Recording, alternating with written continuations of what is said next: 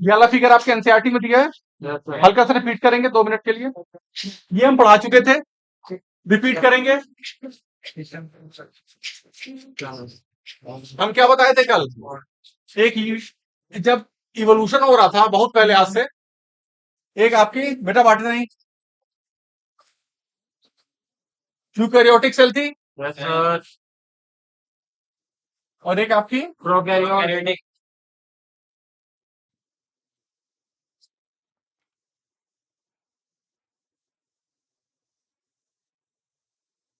ठीक है। ये दोनों सेल्स थी। Yes sir. अब जाहिर सी बात हम क्या बताते हैं, कुछ कुछ गठबंधन की सरकार बनती है, क्या होता है, एमएलए कुछ देते हैं, भाई इनका एमएलए ले लो, एक मंत्री बना देंगे, कुछ करेंगे, होता है कि नहीं होता है? या तो कोई जांच चल रही होती है, या तो कुछ रोक देते हैं, कुछ भी करके, यानी कि गठबंधन सरकार की कुछ एमएलए इनके पास है, कुछ इनके पास है, दोनों मिलकर सरकार बना लिए।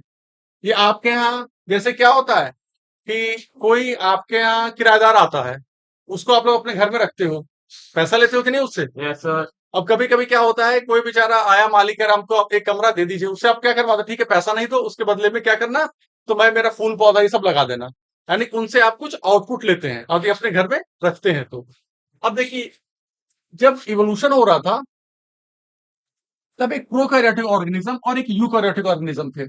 ये क्या बनाता था, ये एटीपी बनाता था बहुत ज्यादा। एटीपी हमारी एनर्जी करेंसी बोलते हैं उसको। ये आएगा बाद में भी आपके, जब आप रेस्पिरेशन पढ़ेंगे ना, फिर आएगा कैसे बनता है, किस तरह बनता है। और ये आपका क्या है, प्रोकैरियोट, सॉरी ये है प्रोकैरियोट और ये है यूकैरियोट। यूकैरियोट थोड़ा बड़े होते हैं, ये हार्श एनवायरनमेंट पे थोड़ा आराम से ही बड़ा भी था। अब ये था छोटा, अब ये क्या, ठीक है तुम मेरे अंदर आ जाओ।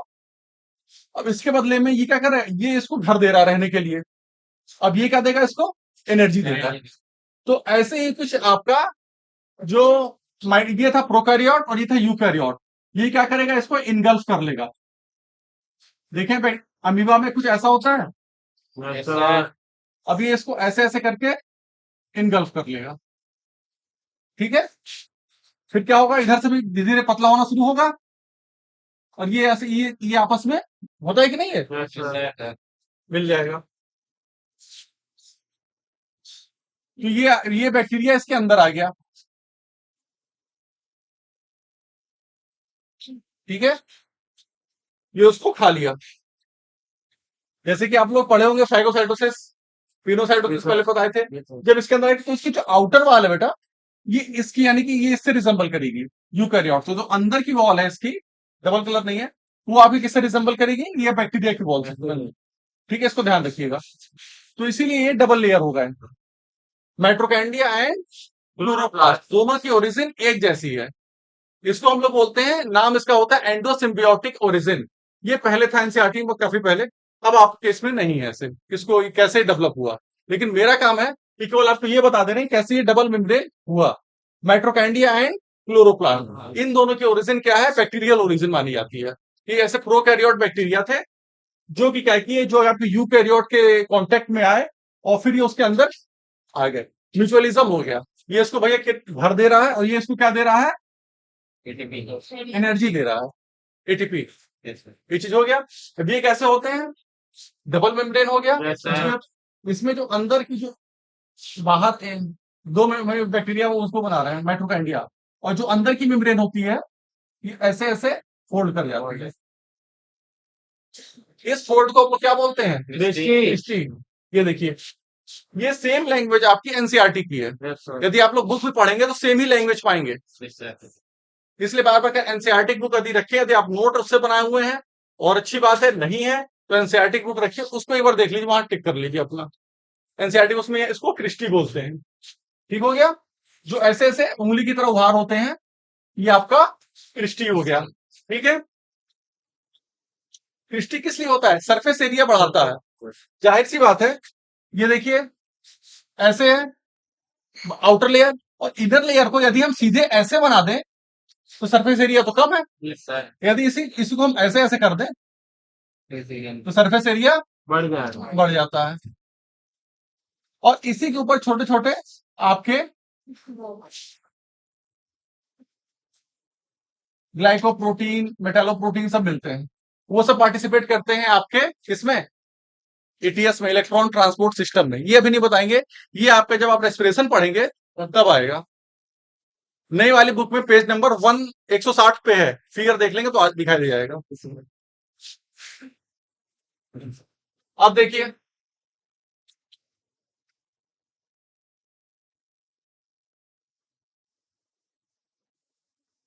अब ये एनर्जी प्रोड्यूस कर रहा है, इसको क्या बोलते हैं?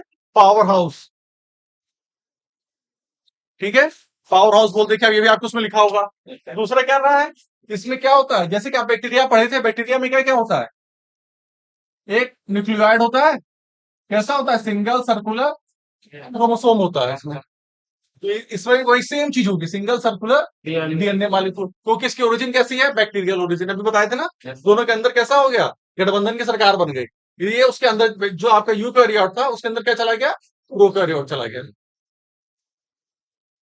तो इन्हें किसी लिए कहते हैं, इसको सेल विद इन सेल बनकर लिख लीजिए। Bacteria mitochondria is also called as cell within cell.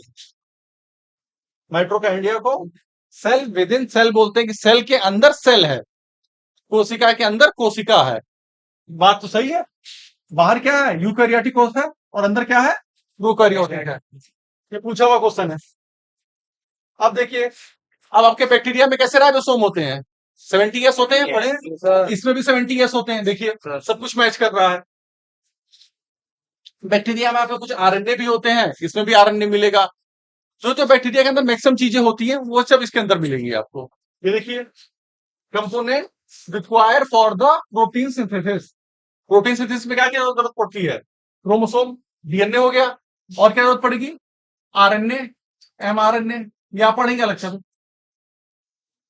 ठीक है, और क्या जरूरत पड़ेगी? राइबोसोम। 70S राइबोसोम भी हो गया, एमआरएनए भी हो गया, और आपका क्रोमोसोम हो गया। क्रोमोसोम के अंदर डीएनए होता है।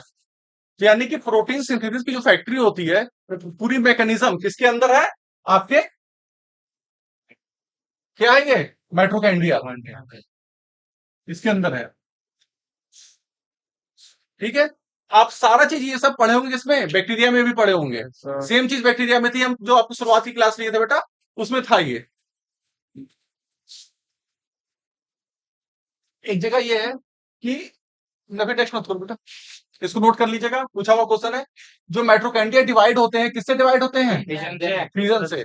एनसीईआरटी की भी लाइन है पूरी। जो इसकी लाइनिंग होती है एनसीईआरटी की रखते हैं, जो अलग से हम बता देते हैं एनसीईआरटी में नहीं है, लेकिन पूछा हुआ है। नेक्स्ट करना बेटा, तो इसको आप लोग अपने में नोट कर लीजिएगा, फ्यूजन होता है। अब होता है प्लास्टिड। प्लास्टिड की भी हम क्या बताएं, जैसे माइट्रोकाइंड्रिया आपका ओरिजिन हुआ था, वैसे ही सेम प्लास्टिड का भी है। जो जो प्लास्टिड होता है वो क्या करते हैं? फोटोसिंथेसिस यानी प्रकाश संश्लेषण में हेल्प करते हैं आपकी।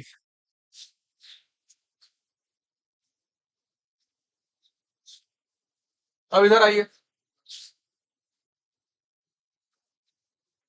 अब देखिए on the basis of colour, जैसे कितने कलर, कोई चीज मान ली 5-6 कलर की दिखाई दे रही है, तो उसको उसको आपको जो प्लास्टिड होता है उसको डिवाइड किया गया है। किस पे डिवाइड किया गया है? On the basis of colour. यहां दिखा देखिए, या on the basis of pigment. जो पिगमेंट होते हैं उसके अंदर वही कलर देते हैं किसी भी चीज को। जैसे आपको जो लाल पीला नीला कलर होता है तो उसमें पिगमेंट तो होते ही होते हैं। Yes. जो आप घर का मान लीजिए व्हाइट है, इसके अंदर व्हाइट कलर के पिगमेंट होंगे। तो होता है एक क्लोरोप्लास्ट, दूसरा होता है क्रोमोप्लास्ट, और क्या होता है? न्यूक्लियोप्लास्ट। ये भी एनसीईआरटी की आपकी लाइन है। तो जो आपका क्लोरोप्लास्ट होता है वो कैसा होगा? ग्रीन होगा। Green होगा sir.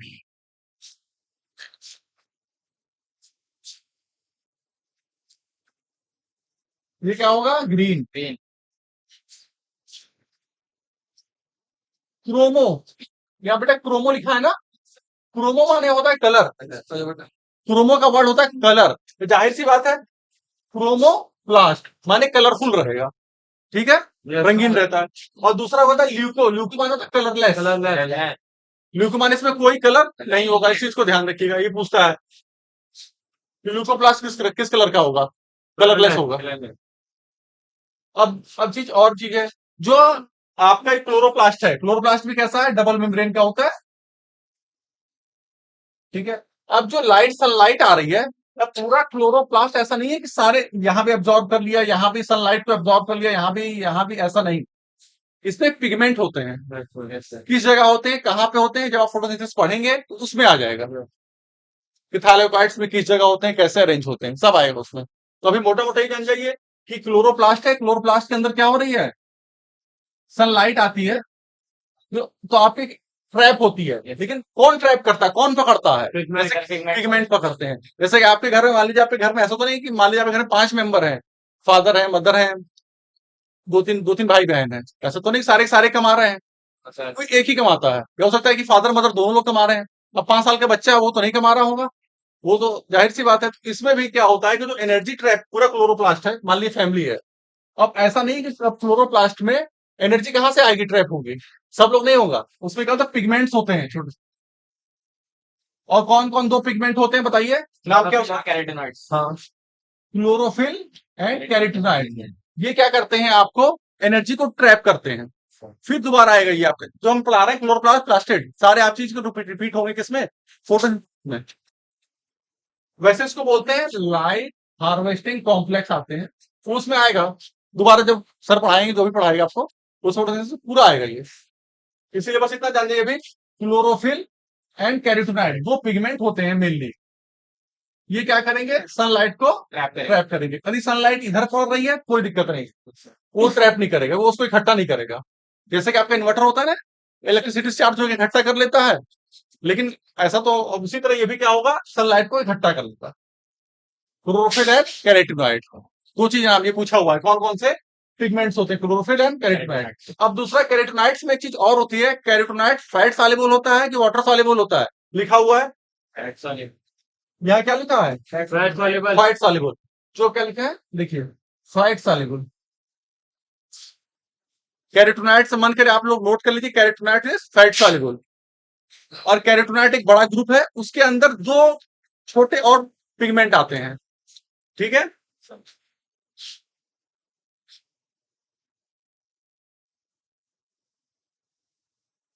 फैट सॉल्युबल जो आपका कैरोटीनॉइड्स होते हैं, उसमें क्या होते हैं, एक आता है, पहले क्या है, कैरोटीन, और दूसरा है जेंटोफिन। ये आपके हूबहू वही एनसीईआरटी की लाइन है, बिल्कुल वही है, कुछ भी अलग नहीं, छोटा सा है। अब ये चीज समझ गए। कल कुछ बच्चे पूछ रहे थे क्या होता है यूग्लिनाइड, कल वाला ये याद आ रहा है इसमें, मेनली प्लांट सेल है, यूग्लिनाइड्स में ही क्लोरो ये आपके क्लोरोप्लास्ट मिलते हैं। यूग्लिनाइड जब आप लोग पढ़ेंगे एनिमल किंगडम, उसमें आ जाएगा, ठीक है। अभी इसके बारे में हम ज्यादा नहीं बताएंगे, यूग्लिनाइड आप पढ़ेंगे, हम इसलिए बीच में नाम ले लिए, इसको आप एनिमल किंगडम में ध्यान रखिएगा, लिंक है किसे किसके बीच की, प्लांट और एनिमल के बीच में। ऐसे एग्जाम में पूछता है कौन किसके बीच की लिंक है, रेप्टाइल और बर्ड के बीच में क्या कौन सी लिंक है, ये सब आप पढ़ेंगे। चलिए ठीक है, अब यहाँ क्लोरोफिल भी जान गए और कैरोटीनॉइड भी जान गए। कैरोटीनॉइड कैसा होता है, कैरोटीनॉइड इज फैट सॉल्युबल, और carotenoid can be divided into two groups, carotene and xanthophyll. इसको लिख लिया करिए, यदि आपके उसमें एनसीईआरटी में आता हो नोट कहीं कोने में भी, अपने हिसाब से देख लीजिए।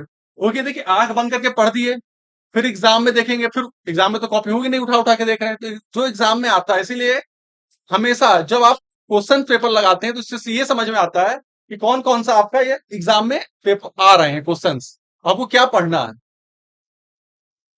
तो ये मान के चलिए इसमें 90+ ही रहता है, बायोलॉजी में करना पड़ेगा, 90% तो आना ही आना है एनसीईआरटी से ही, 90 से 95%। इसीलिए इसके लाइन बाय लाइन इंपॉर्टेंट है, और लाइन में भी कौन कौन सी थी हम बताते चले जा रहे हैं, बात होती है समझने की। अब देखिए ल्यूकोप्लास्ट, ल्यूकोप्लास्ट कैसा होता है, हम कैसा बताए थे, कलरलेस होता है। अब ल्यूकोप्लास्ट कलरलेस होता है, तो अब वाली क्लोरोप्लास्ट है, क्रोमोप्लास्ट, क्रोमो क्या करेगा, क्रोमो कलर देता है। तो किसी जैसे कि आपको, आ जाओ बेटा, तो जैसे आपको फल है या तो पत्ती है, उसको कलरफुल बना रहा है, चलिए उसका एक काम हो गया। क्लोरोप्लास्ट का भी क्या फोटोसिंथेसिस काम कर रहा है, इसका भी एक काम हो गया। अब ल्यूकोप्लास्ट कलरलेस है, इसका भी कुछ काम होना चाहिए ना। सर इसका क्या काम होता है, इसका काम होता है स्टोरेज में। ध्यान रखिएगा, स्टोरेज में काम होता है। ये पूछता है कि अब स्टोरेज के बेसिस पे इसको डिवाइड किया गया है। जैसे कि यहाँ पे हमने क्या लिखा, एमाइलोप्लास्ट। ये क्या स्टोर करेगा, कार्बोहाइड्रेट। पूछा हुआ क्वेश्चन जो हम कलरफुल किए वो पूछता है। दूसरा आपका क्या है, एलियोप्लास्ट। ये क्या करेगा, ऑयल। और दूसरा क्या है, एलियोप्लास्ट। ये क्या करेगा, आपका प्रोटीन करेगा। तो इसको आप लोग अपने उसमें एनसीईआरटी में मार्क कर लीजिएगा। और ध्यान दीजिएगा, शुरुआत में सारे बच्चे पेन से मार्क नहीं करेंगे। अभी जो 2 बार 3 बार पढ़ चुका है वही करेगा। जब पहली बार आप पेन से मार्क करेंगे ना, तो देखेंगे पूरी कॉपी हो गई है मार्क, पूरी किताबें। तो इसीलिए कुछ चीज ऐसी होंगी जो आपको हमेशा याद हो जाएगी, पढ़ते पढ़ते बार बार जब आएगा। अभी तो यहाँ पर हम कह रहे हैं ना, अभी 2-3 बार आएगा जब आप पूरा पढ़ेंगे तो। जब 2-3 बार जब आएगा, तो आपको फिर चीजें कॉमन सी लगने लगेंगी। अब फोटोसिंथेसिस पढ़ेंगे, रेस्पिरेशन पढ़ेंगे, कई जगह जब ये चीजें कॉमन लगे तब कहेंगे अरे फालतू में निशान लगा लिए, फिर पढ़ना पड़ेगा। तो इसलिए पहले पेंसिल से लगाइए, फिर देखना ये चीज हमको याद हो चुकी है। अब ये तो उसको बार बार हमको फिर मार्क करने की जरूरत नहीं है, तो फिर क्या करिए, अगला जो करेंगे पढ़ेंगे, हाँ ये हम भूल रहे हैं, उसको फिर पेन से लगाइए। शॉर्ट नोट हमेशा बनाते रहिएगा। कुछ अलग से यदि आप बुक से पढ़ रहे हैं तो बुक में ही एक पेज लगा दीजिएगा कि हाँ ये अलग से है। क्योंकि 4 जगह अलग अलग आप लोग एग्जाम में नहीं पढ़ोगे। एग्जाम में क्या होता है, 1 घंटे में आप लोग का बेटा सब कुछ पढ़ना पड़ता है। हल्का फुल्का पढ़ रहे हैं, देखिए 2 चीज होती है, या तो पढ़िए मन से पढ़िए, और फायदा तभी होता है कि जब थोड़ा आप लोग घर से पढ़ के आएंगे। ये मान के चल रहे हैं आप लोग 12th पास हैं, क्योंकि जो ये फाउंडेशन कोर्स वाले होते हैं उनकी अलग होती है, वो 2 साल 3 साल कैसे लेके चलते हैं कि भाई हमको 2 साल पढ़ना है। आप लोग इंटर पास आउट है, यदि 5-10% पढ़ रहे हैं तो बेकार है वो पढ़ना। कहने में बेकार लग रहा होगा लेकिन बात सही है, क्योंकि जाहिर सी बात है कि लोग दो ही सिलेक्शन हुआ या नहीं हुआ। यदि एक बात कह रहे हैं सिलेक्शन 400 पे हो रहा है ना, मान लीजिए कि 550 पे हो गया, कट ऑफ गई, जिसका 549 भी होगा, नहीं हुआ तो नहीं हुआ सिलेक्शन। लोग यही देखेंगे आपका कि सिलेक्शन हुआ है कि नहीं हुआ है, फिर कोई नहीं देखता है कि इसका सिलेक्शन हुआ। तो इसीलिए कह रहे हैं अभी आपके पास 1 आध साल की मेहनत है, कर लीजिए। नहीं तो फिर बाकी तो आप लोग के, मेरा क्या जा रहा है। लेकिन मेहनत करेंगे, जाहिर सी बात है आप ही का अच्छा होगा।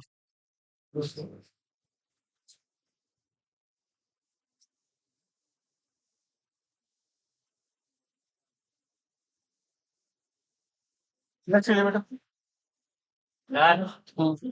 नहीं लाए। अब हम लोग क्लोरोप्लास्ट के बारे में कितने type, on the basis of colour जान गए, क्रोमोप्लास्ट, क्लोरोप्लास्ट एंड ल्यूकोप्लास्ट हो गए। कैरोटिनॉइड्स के जान गए, और कि कौन कौन सा सनलाइट एब्जॉर्ब करता है, कैरोटिनॉइड्स एंड क्लोरोफिल करता है। कैरोटिनॉइड जान गए फॉइड सॉल्युबल होता है, और उसमें क्या होता है आपका, कैरोटीन एंड जेंथोफिल होता है। ये इंपॉर्टेंट पॉइंट है। और फिर ल्यूकोप्लास्ट जो होता है कलरलेस होता है, on the basis of storage of food material. इसको हम अलग अलग डिवाइड कर दिए कि प्रोटीन का ये इकट्ठा करेगा, माइलोप्लास्ट, एलियोप्लास्ट अलग अलग का कर लिए, ठीक है, वो आता है एग्जाम में।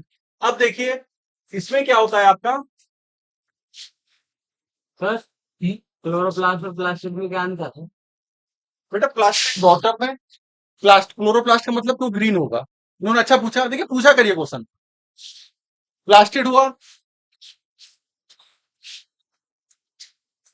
प्लास्टिड। अब इसके अंदर आपका क्लोरोप्लास्ट भी आ जाएगा, इसके अंदर आपका क्रोमो भी आ जाएगा, और इसके अंदर आपका क्या हो जाएगा, ल्यूको भी आ जाएगा। ये एक बड़ा टर्म हो गया। इसके अंदर क्लोरोप्लास्ट, क्रोमोप्लास्ट एंड ल्यूकोप्लास्ट, ये तीनों आ जाएंगे, ठीक है।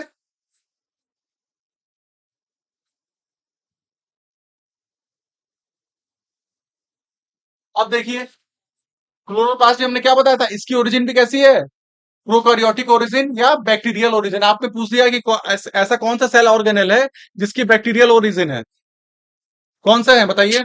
क्लोरोप्लास्ट है, माइट्रोकॉन्ड्रिया, ठीक है। ये दो बार बार कह रहे हैं, या तो मिलकर लिख लीजिए bacterial origin of cell organelle, arrow करके लिख लीजिए, mitochondria and chloroplast. Sir plastic भी डबल मेम्ब्रेन है तो उसकी नहीं बनेगी? नहीं बेटा समझा, देखिए प्लास्टिड को ही बोल रहे हैं, क्लोरोप्लास्ट जो बोल रहे हैं बात वही है। हम प्लास्टिड बोले, क्लोरोप्लास्ट बोले, देखिए जो प्लास्टिड है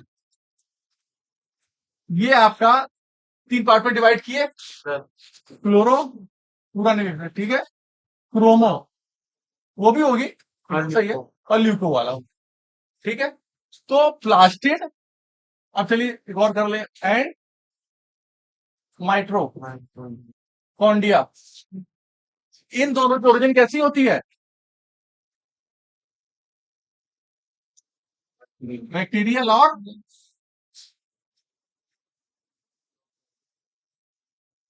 प्रोकैरियोट। बैक्टीरिया क्या है? टाइप ऑफ प्रोकैरियोट है। प्रोकैरियोट में कौन कौन से ऑर्गेनिज्म आते हैं? बैक्टीरिया आता है, ब्लूग्रीन एल्गी आता है, ब्लूग्रीन एल्गी को हम लोग साइनोबैक्टीरिया ही बोल देते हैं, और क्या आता है? माइकोप्लाज्मा और पीपीएलओ। ये चीज समझ गए? प्लास्टिड, चलिए प्लास्टिड एंड माइट्रोकॉन्डिया, इन दोनों की ओरिजिन कैसी है? बैक्टीरियल, ठीक है, बैक्टीरियल या प्रोकैरियोट। अब प्लास्टिड को आप 3 पार्ट में डिवाइड कर सकते हैं। पहले हम क्या बताए थे? ग्रीन होगा तो क्लोरो, कलर होगा तो क्रोमो, और कलरलेस होगा तो होता। अब समझ गए? दिक्कत तो नहीं किसी को? चलिए ठीक है। अब देखिए इसकी भी बैक्टीरियल ओरिजिन है, तो ये भी कैसा होगा? डबल मेम्ब्रेन होगा। ये आउटर मेम्ब्रेन और ये इनर मेम्ब्रेन दिख रही है, सेम एनसीईआरटी का ही है। और इसमें छोटे छोटे क्या हो रहे हैं, कैसे पाए जाते हैं?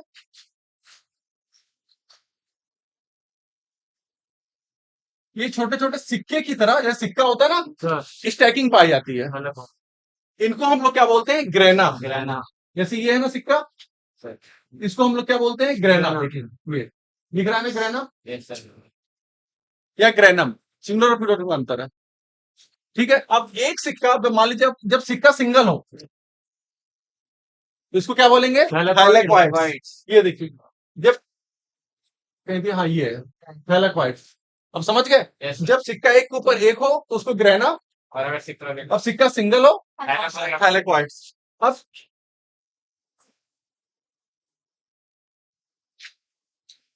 दो ग्रेना आपस में से कनेक्ट भी होते हैं, इनको क्या बोलते हैं? Stromal lamellae. ये स्ट्रोमा लैमेली, दो ग्रेना आपस में कनेक्ट होंगे। एक रफ ऐसे बना देते हैं आपको। पहले हमने क्या किया? उसकी आउटर मेम्ब्रेन बनाई, इनर मेम्ब्रेन, डबल मेम्ब्रेन होता है प्लस। फिर इसमें हमने क्या किया? ग्रेना बनाया, सिक्के को एक ऊपर एक रख दिया, इधर भी ग्रेना बना दिया, दो ही बना रहा है। ये क्या हो गया? ग्रेना लिखा हुआ देखिए उसमें, फिगर समझ रहे हैं? फिगर समझा रहे हैं आपको? ये तो फिगर भी एग्जाम में आ जाएगा, फिगर एग्जाम में आ जाएगा, पूछ देगा ये क्या है, ऐसे करके तो बता देंगे ग्रेना है। ये एनसीईआरटी वो आपके एग्जाम में फिगर भी आता है, ठीक है। सिक्के एक के ऊपर एक रखे हुए हैं तो उसको हम लोग क्या बोलेंगे? ग्रेना। सिंगल होगा तो क्या बोलेंगे? थैलेक्वाइट्स। ये ठीक है, इसलिए फिगर बार बार देखा, फिगर यही आएगा, ये नहीं आएगा एग्जाम में, ध्यान रखिएगा। हाँ बेटा पीछे आप लोग को कोई दिक्कत है? हैं? थोड़ा सा इधर करवा सही नहीं। पीछे देखना आप लोग 3-4 बच्चे बेटा लगातार हंसे आ रहा हो तो बहुत अच्छी बात है, पढ़े हो तो अच्छी बात है, कोई खराब बात नहीं है।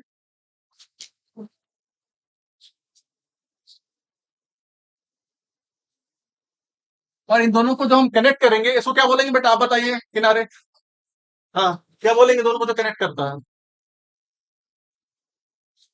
लिखा हुआ है उसमें, मैंने इसको क्या बोलेंगे? हैं? हाँ सही है, तो आप लोग ध्यान दीजिए। अब थोड़ा बीच में हम उठाएंगे लोगों को, मान लीजिए इतनी मेहनत कर रहे हैं, कुछ तो आए। चलिए ठीक है। अब देखिए एक चीज है, ये क्लोरोप्लास्ट बहुत भी हो सकते हैं एक सेल के अंदर, तो जिसमें हम लोग 20, 30, 40 होते हैं उसको कोई मतलब नहीं, किसमें एक रहता है बस वो देख लेंगे। किसमें एक होता है? फिनास में। एक तरह का क्या है? ग्रीन एल्गा है। फिर आप लोग जब एल्गी आपको पढ़ाया गया होगा, पढ़ा दिया गया एल्गी, तो उसमें क्लैमिडोमोनास बताया गया होगा, और इसका शेप भी पूछता है एग्जाम में, किस शेप में होता है, उसमें देखिएगा लिखा गया होगा, ठीक है। क्लैमिडोमोनास में कैसा होता है, मोटाइल होता है कि नॉन मोटाइल होता है, ऐसे पूछेगा एग्जाम में।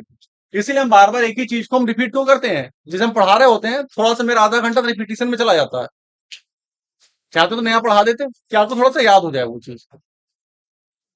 लेमाइटोमोनास है, इसका पढ़ लीजिएगा, ये एग्जाम में पूछा है। जो दूसरे वाले सब्जेक्ट हमने यहाँ पढ़ाया जा चुका है, नहीं पढ़ाएगा तो बता देते। लेमाइटोमोनास में उसका जो आपका शेप होता है किसका, क्लोरोप्लास्ट। क्लोरोप्लास्ट का, वो पूछता है, पूछा हुआ क्वेश्चन है। और क्लेटोमोनास पूछेगा मोटाइल होते हैं कि नॉन मोटाइल होते हैं, ये पूछेगा। इसीलिए बार बार हम ग्रीन कर दे रहे हैं इसको, कि आप लोग अपने एनसीईआरटी में पेंसिल से पहले, जहां जो बच्चे 2-3 बार पढ़ चुके हैं वो पेन से करेंगे, इसलिए बार बार बता रहे हैं। जो पहली बार बच्चे हैं वो पेंसिल से कर देंगे। अब बुक को थोड़ा संभाल के रखिए, कोशिश कीजिए अपना शॉर्ट नोट जरूर बनाए। तो एग्जाम में आप ये सोच रहे हैं कि हम उठा के सब पढ़ लेंगे जियोलॉजी बॉटनी फिजिक्स केमिस्ट्री एक ही बार में, पॉसिबल नहीं है, नामुमकिन है। नेक्स्ट कीजिए।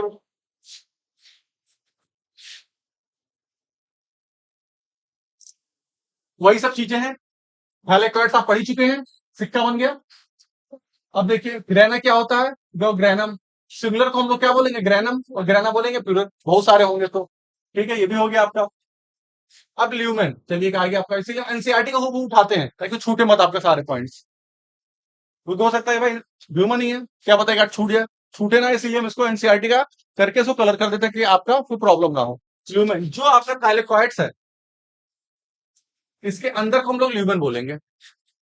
ठीक है, अंदर का थाइलेकॉइड्स है, उसके अंदर भी हालो है ना, तो उसको अंदर वाले हिस्से को हम लोग क्या बोलते हैं, पूरा जो ल्यूमेन। खाली हिस्सा है, ल्यूमेन। जान ही रहे होंगे ये चीज तो। Yes. ठीक है, इसके अंदर भी क्या होता है, ओरिजिन कैसी होती है इसकी, प्रोकैरियोटिक या बैक्टीरियल ओरिजिन। तो इसके बैक्टीरिया के अंदर क्या क्या होता है, डबल स्टैंडर्ड सर्कुलर डीएनए होता है, इसके अंदर में मिल जाएगा आपको। राइबोसोम होता है, इसके अंदर मिल जाएगा, दोनों चीज मिल जाएगा। जो जो चीज यानी कि माइटोकॉन्ड्रिया में पढ़े थे वो चीज सब सेम चीज से मिलेगी। बैक्टीरिया में क्या क्या पढ़े थे, 70s, राइबोसोम पढ़े थे, इसमें भी 70s मिलेगा। एमआरएनए पढ़े थे, किसमें, बैक्टीरिया में पढ़े, क्लोरोप्लास्ट में, उसमें माइटोकॉन्ड्रिया में पढ़े, तो इसमें भी एमआरएनए मिलेगा। यानी कि जो जो बैक्टीरिया में मिल रहा है वो सब लगभग सारा इसमें चीज मिल जाएगी। इसीलिए इसको हम लोग क्या बोलते हैं, बैक्टीरियल ओरिजिन। देखिए 70s राइबोसोम इसमें भी आ गया। दूसरा पूछता नहीं, बस इतना ही पूछेगा मिली कि जहां बैक्टीरियल ओरिजिन आ गई, इसका मतलब कि जो जो बैक्टीरिया में लगभग लगभग सामान मिलते थे, मोटे मोटे मैक्सिमम मेन मेन सामान बैक्टीरिया को जिंदा रखने के लिए, वो सारे इसमें मिलेंगे। एक्सेप्ट आपका जो प्लाज्मिड होता है, कुछ कहीं किसी किसी किसी में मिल जाते हैं, किसी में नहीं मिलते हैं। प्लाज्मिड कभी मिलेंगे कभी नहीं मिलेंगे। प्लाज्मिड याद आ रहा है क्या होता है, पढ़ाए थे, कौन बताएगा बेटा प्लाज्मिड क्या होता है। हाँ very good, extra chromosomal DNA. ये पूछा हुआ क्वेश्चन है, बिल्कुल वेरी गुड बेटा, बढ़िया, एकदम पूछा हुआ। जब हमने बैक्टीरिया पढ़ाया था उसमें बार बार क्वेश्चन हम 10 बार बोले थे कि एक्स्ट्रा क्रोमोसोमल डीएनए होता है। अब बेटा इसमें कोई प्रॉब्लम किसी को, देख लें एक बार। थाइलेकॉइड समझ गए, जो जो हम ग्रीन किए हैं। अच्छा चलिए स्ट्रोमा, स्ट्रोमा समझ रहे हैं, जब आपका क्लोरोप्लास्ट है, जैसे सेल के अंदर साइटोप्लाज्म भरा होता है, वैसे इसके अंदर कुछ लिक्विड सबस्टेंस भरा होता है, उसको हम लोग स्ट्रोमा कहते हैं। समझिए, यानी कि जो स्ट्रोमा होगा किसके अंदर होगा, क्लोरोप्लास्ट में। जी याद रखिएगा, स्ट्रोमा जो लिक्विड सबस्टेंस क्लोरोप्लास्ट में होता है उसको हम लोग क्या बोलते हैं, स्ट्रोमा। उसमें liquid substance semi gel type का होता है, थोड़ा सा शहद देखे ना, बस उसी टाइप का रहेगा, उसको हम लोग क्या बोलेंगे, स्ट्रोमा। ग्रेना समझी गए हैं, हाइलाइक्वाइड समझ गए हैं, स्ट्रोमल एमली भी समझ गए आप लोग, ल्यूमेन भी समझ गए, कोई दिक्कत किसी को, इसमें भी राइबोसोम होता ही है, यानी कि डबल स्टैंडर्ड डीएनए होता है, वो बैक्टीरियल ओरिजिन है। जब बैक्टीरिया पढ़ाए होंगे, जो बच्चे बैक्टीरिया वाले में होंगे वो समझ रहे होंगे उस चीज को। और 70s राइबोसोम्स भी होता है, वो 70s किसमें होता है, प्रोकैरियोट्स में होता है। हाँ। और यहाँ जो 80s लिखा है वो किसके लिए लिखा है, साइटोप्लाज्म में होता है, उसके अंदर नहीं होता है। चलिए नेक्स्ट करो बेटा। अब हम पढ़ेंगे राइबोसोम। तो कहीं नहीं चल रहा, तो और भी है क्या? पिंक है क्या? खो तो ले आओ। अब देखिए, ये आपकी सेल है, एक यूकारियोटिक सेल। इसमें होगा न्यूक्लियस, ये आपका क्या होगा, माइट्रोकाइंडिया मान के चलिए। ये ऐसी बस डबल मेम्ब्रेन, चलिए डबल मेम्ब्रेन कर दे रहे हैं, नहीं तो फिर कहेंगे। ये क्लोरोप्लास्ट, ठीक है। अब जो ये क्या होता है, ये साइटोप्लाज्म है, ठीक है। साइटोप्लाज्म के अंदर आपके राइबोसोम्स मिलते हैं। हाँ, कोई बात नहीं, दिखाई दे रहा है बेटा, बहुत हल्का तो नहीं है। साइटोप्लाज्म के अंदर आपके ये ऐसे ऐसे राइबोसोम मिलते हैं। जिनके पास नई वाली में होगी वो ये वाला फिगर देख लेंगे, नहीं होगी तो आप लोग एनसीईआरटी से डाउनलोड कर लीजिएगा, साइट पे जाके फ्री डाउनलोड होती है, जैसा भी इन्होंने किया है। ये एनसीईआरटी का ये भी है। अब देखिए, यानी कि आपके ये वाले राइबोसोम्स कैसे होते हैं, 80s, ठीक है। लेकिन जो माइट्रोकैंडिया मिल रहे हैं वो कैसे होंगे, क्लोरोप्लास्ट में मिल रहे हैं कैसे होंगे, जो साइटोप्लाज्म में मिल रहे हैं वो कैसे होंगे, 80s। ध्यान रखिएगा इस चीज को। साइटोप्लाज्मिक राइबोसोम्स जो होते हैं वो आपके 80s होते हैं। 80s दो पार्ट में कौन कौन से हैं, एक तो उसी में लिखा हुआ बताइए, 60 है, 40। ये जोड़िएगा नहीं, कहेंगे 60-40 तो 100 हो गया, ये ऐसे नहीं होता है। ये एक सेटवर्क यूनिट होता है, उसके थ्रू करते हैं। ऐसे कि मान के चलिए कि एक हम लोग उसको काफी तेज एक सेंट्रीफ्यूज में हम लोग उसको राउंड करवाते हैं, तो कहाँ पे जाके स्टेबल का उसमें एक गिनती लिखी होती है मान के चलिए, तो वहां पे जाके ये 60 के पास और ये 40 के पास स्टेबल हो जाता है। जैसे कि आपका, ये समझ गए, ये न्यूक्लियस हो गया, ये आपकी यूकैरियोटिक सेल है, ये आपका क्लोरोप्लास्ट हो गया, ये आपका माइटोकॉन्ड्रिया को इसके अंदर है 70s, ये इसके अंदर भी 70s, समझ रहे हैं। और जो साइटोप्लाज्म होगा इसमें क्या होगा आपका 80s। और हम केवल राइबोसोम लेके चल, राइबोसोम आपके दो यूनिट हो गए, एक यूनिट ये और एक यूनिट ये। ये दोनों ऐसे नहीं, हमेशा जुड़ी नहीं होती हैं, नॉर्मली ये दोनों अलग अलग रहेंगी, अलग अलग रहती है, ठीक है। फिर जब eight the time of protein synthesis, जब प्रोटीन को बनाने का काम होता है, तब ये दोनों आपस में आके जुड़ जाती हैं। हमको प्रोटीन चाहिए क्योंकि राइबोसोम क्या बनाता है, प्रोटीन बनाता है। ध्यान रखिएगा, बार बार फिर आएगा प्रोटीन सिंथेसिस, आप पढ़ेंगे तो कैसे बनता है, कैसे कोडॉन होते हैं, कैसे अटैच होता है, सब आएगा। तो यहाँ पे आपका क्या हो गया, राइबोसोम। राइबोसोम्स में ये हो गया आपका छोटी यूनिट क्या हो गई 40, ये क्या हो गई 60s, ठीक है। 60s और 40s, तो मान के चलिए आपका जो 80s यूनिट होती है, दो यूनिट से मिलकर बना होता है, 40s और 60s, ठीक है। और जो एस जो होता है इसको सेडबर्ग यूनिट बोलते हैं, तो एस स्टैंड फॉर सेडबर्ग यूनिट, ठीक है। और जो आपका दो यूनिट होती है, हम बताए ना दो यूनिट होती है, ये दोनों यूनिट किससे मिलकर बनी होती है, आपकी यूनिट भी किस चीज से मिलकर बनी होगी ना। तो आप यहाँ पे देखिए क्या लिखा है, हाँ, आरएनए। जब आप पढ़ेंगे आरएनए के बारे, अलग से पूरी क्लास चली बायोमॉलिक्यूल्स की, जब आरएनए के बारे में पढ़ेंगे ना,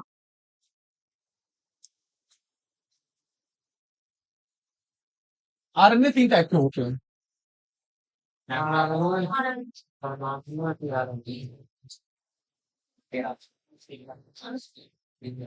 ठीक है ना, तो यहाँ जो R for stand for ribosomal, यानी कि ये इसमें हेल्प करता है बनाने में।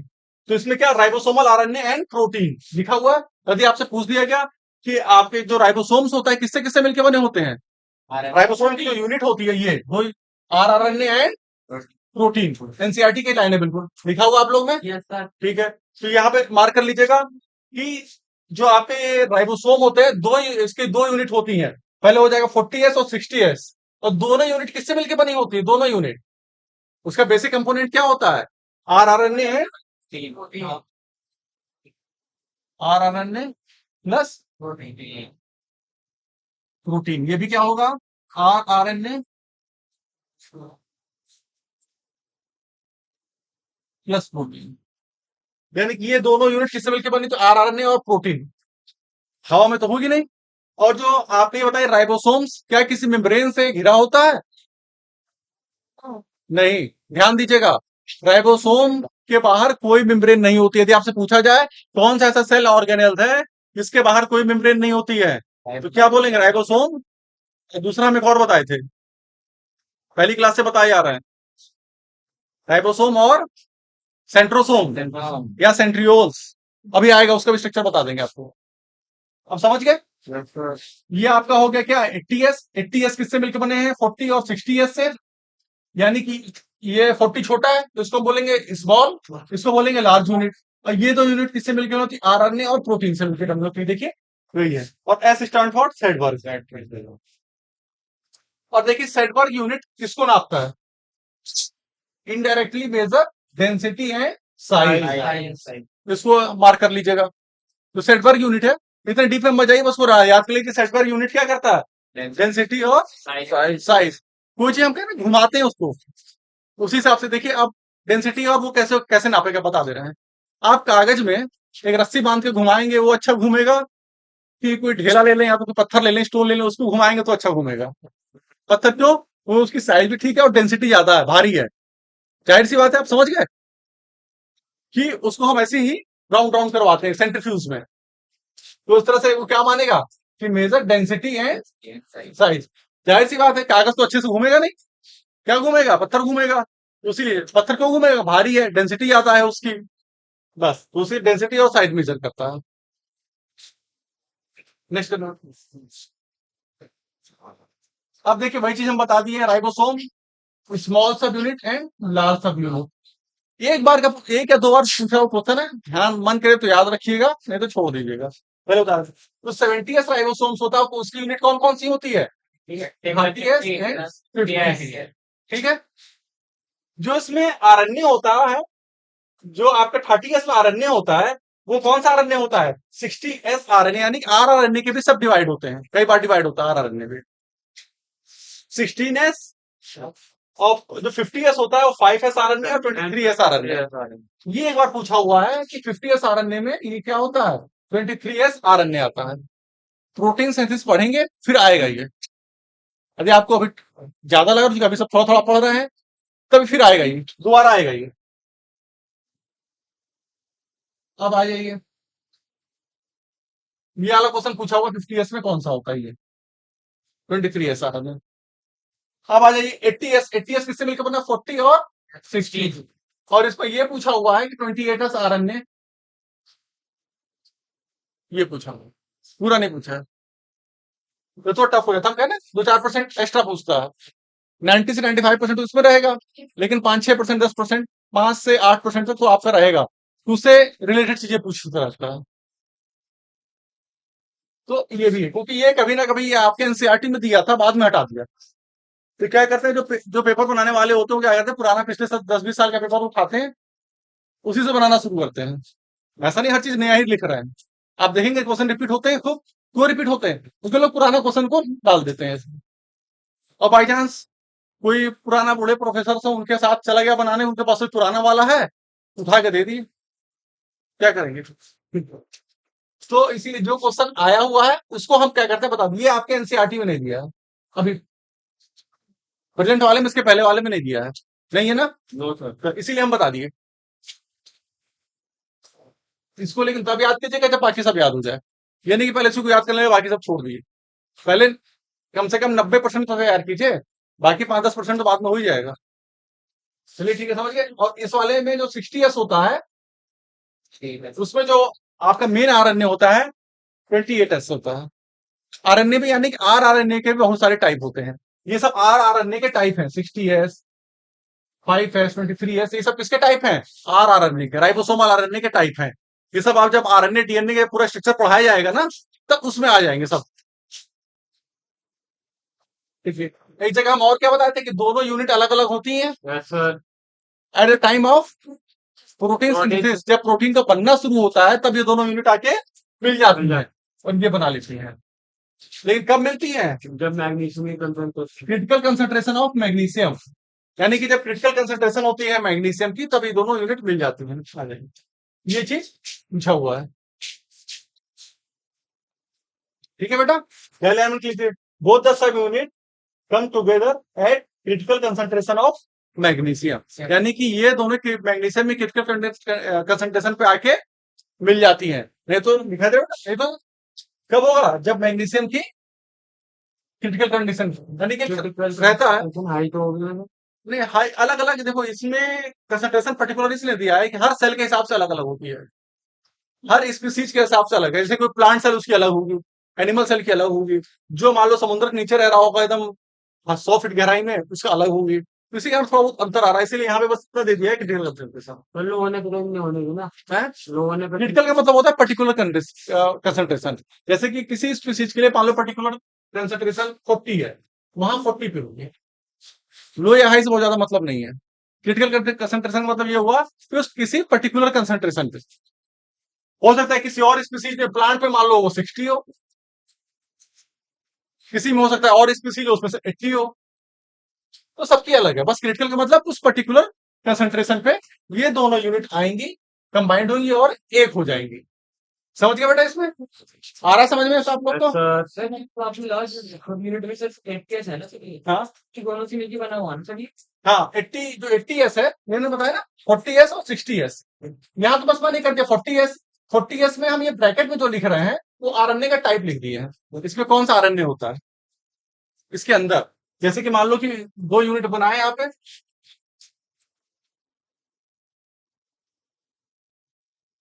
2 यूनिट बना दिए, ठीक है। अब 40s हो गई, ये वाली कौन सी है 40s, इसके अंदर मैंने क्या लिखा है 18s, ठीक है। प्लस क्या होगा इसमें प्रोटीन, यानी कि वो तो पहले ही बता दिए थे कि दोनों यूनिट किससे किससे मिलकर बनती, आरएनए एंड प्रोटीन। ये भी क्या होगा आपका प्लस, ठीक है। अब यहाँ क्या है, आरएनए के टाइप्स हैं, कौन कौन से टाइप मिलते हैं, जैसे कि 5s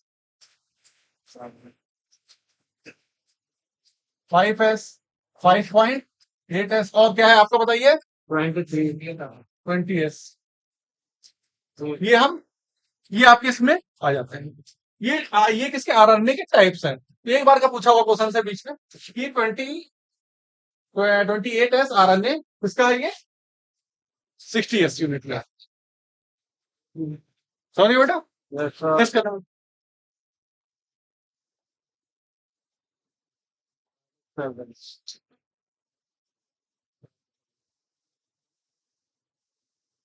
अब हम लोग पढ़ेंगे साइटोस्केलेटन। साइटोस्केलेटन देखिए आपने क्या क्या दिया होगा, साइटोस्केलेटन में दिया होगा मेनली 3 चीज से मिलकर, मेनली 3 चीज इसमें होती है। कौन कौन से होती है, माइक्रोट्यूबुल्स, माइक्रोफिलामेंट एंड इंटरमीडिएट। और ज्यादा इसमें कुछ दिया और इसका फंक्शन दे दिया क्या काम होता है। हम जाहिर सी बात है ये सब तीनों मिलकर क्या बना रहे हैं, साइटोस्केलेटन। हमारे शरीर में स्केलेटन है तो क्या देता है, हमको एक आकार देता है, तो इसको क्या करेगा, शेप देगा, शेप दे रहा है। आ गया। और क्या कर रहा है, जब हमारे हाथ पैर में स्केलेटन, क्या है स्केलेटन मतलब समझ रहे हैं, तो हमारी हड्डियां होती है, स्केलेटन ही मान के चलिए। तो प्लांट में या सेल में भी छोटी छोटी स्केलेटन्स होती हैं, वही मान के हम कंपेयर कर रहे हैं। हुबहू ऐसी हड्डी नहीं होती ह्यूमरस ऑफ फीमर की तरह, छोटे छोटे ऐसे ऐसे ट्यूबुल्स होते हैं, ऐसे छोटे छोटे, इसी को हम लोग साइटोस्केलेटन बोलते हैं। तो हम आप लोग को याद कराने के लिए कर रहे हैं, जैसे हमारे शरीर में स्केलेटन है, स्केलेटन सिस्टम शेप देता है शरीर को, कोई लंबा होता है, कोई छोटा होता है, अलग अलग है, कोई बहुत चौड़ा शरीर होता है, सबको उसके हिसाब से। तो आपको साइटोस्केलेटन आपका क्या हुआ, क्या दे रहा है, शेप दे रहा है। और हम आखिर हमारे शरीर में हड्डियां हैं, वो तो उसी के हिसाब से हम चल रहे हैं ना, तो क्या हेल्प कर, लोकोमोशन में भी हेल्प कर रहा है कि नहीं कर रहा है। बिना जब हमारे शरीर में हड्डियां नहीं रहेंगी, स्केलेटन नहीं होगा, चल भी नहीं पाएंगे। तो क्या करता है क्या उसमें, मोटिलिटी, चलने में, लोकोमोशन में हेल्प करता है, ठीक है। और क्या काम करता है, मैकेनिकल सपोर्ट। जाहिर सी बात है हम खड़े किस लिए हैं, वो कि हमारे शरीर में स्केलेटन सिस्टम है, इसी से याद कर लीजिए साइटोस्केलेटन, ठीक है। अब तीनों चीज समझ गए, मैकेनिकल सपोर्ट भी देता है, मोटिलिटी भी देता है और सेफ भी, तो मोटिलिटी मतलब कि लोकोमोशन, चलने में। ये आपके एनसीईआरटी की लाइन है बिल्कुल। इसको आप लोग कर लीजिए साइटोस्केलेटन। और साइटोस्केलेटन में 3 चीज आती हैं, पहले क्या आता है, माइक्रोट्यूबुल्स, और क्या आता है? माइक्रोफिलामेंट और इंटरमीडिएट फिलामेंट। सबसे ज्यादा इंपॉर्टेंट आपका ये दो ऊपर के दो हैं, माइक्रोट्यूब्यूल्स और माइक्रोफिलामेंट। आप लोग मसल्स कंस्ट्रक्शन पढ़े हुए हैं, मसल्स का फैलना, और उसमें क्या था, मायोसिन आया था और एक्टिन प्रोटीन आए थे, वो इसी का पार्ट होता है, माइक्रोट्यूब्यूल्स है, सॉरी माइक्रोफिलामेंट है। वो क्या है? टाइप ऑफ माइक्रोफिलामेंट है। इसका इसका एग्जांपल क्या हो जाता है? एक्टिन है, मायोसिन। ये पूछा हुआ क्वेश्चन है, इसलिए बताइए इसमें से। तो जो आपका माइक्रोफिलामेंट है वो सॉलिड होता है, तो मेरी छोड़िए सॉलिड का, इसमें एक्टिन और मायोसिन प्रोटीन होता है। इसका एग्जांपल आप लोग उसमें बनाओ तो अलग से लिख लीजिएगा, ये आपके एनसीईआरटी का नहीं दिया, पूछा हुआ क्वेश्चन है, माइक्रोफिलामेंट पढ़ना पड़ेगा इसको। इसका एग्जांपल क्या है? एक्टिन एंड मायोसिन, ये पूछा हुआ क्वेश्चन है, बार बार कह रहे हैं। अब दूसरा होता है माइक्रोट्यूब्यूल। माइक्रोट्यूब्यूल्स किससे मिलकर बने होते हैं? Tubulin protein. ट्यूबुलिन प्रोटीन कैसे होते हैं? छोटे छोटे ऐसे होते हैं, बीट्स की तरह, मोती देखे उसी तरह, और आप ऐसे ही बनाते हैं।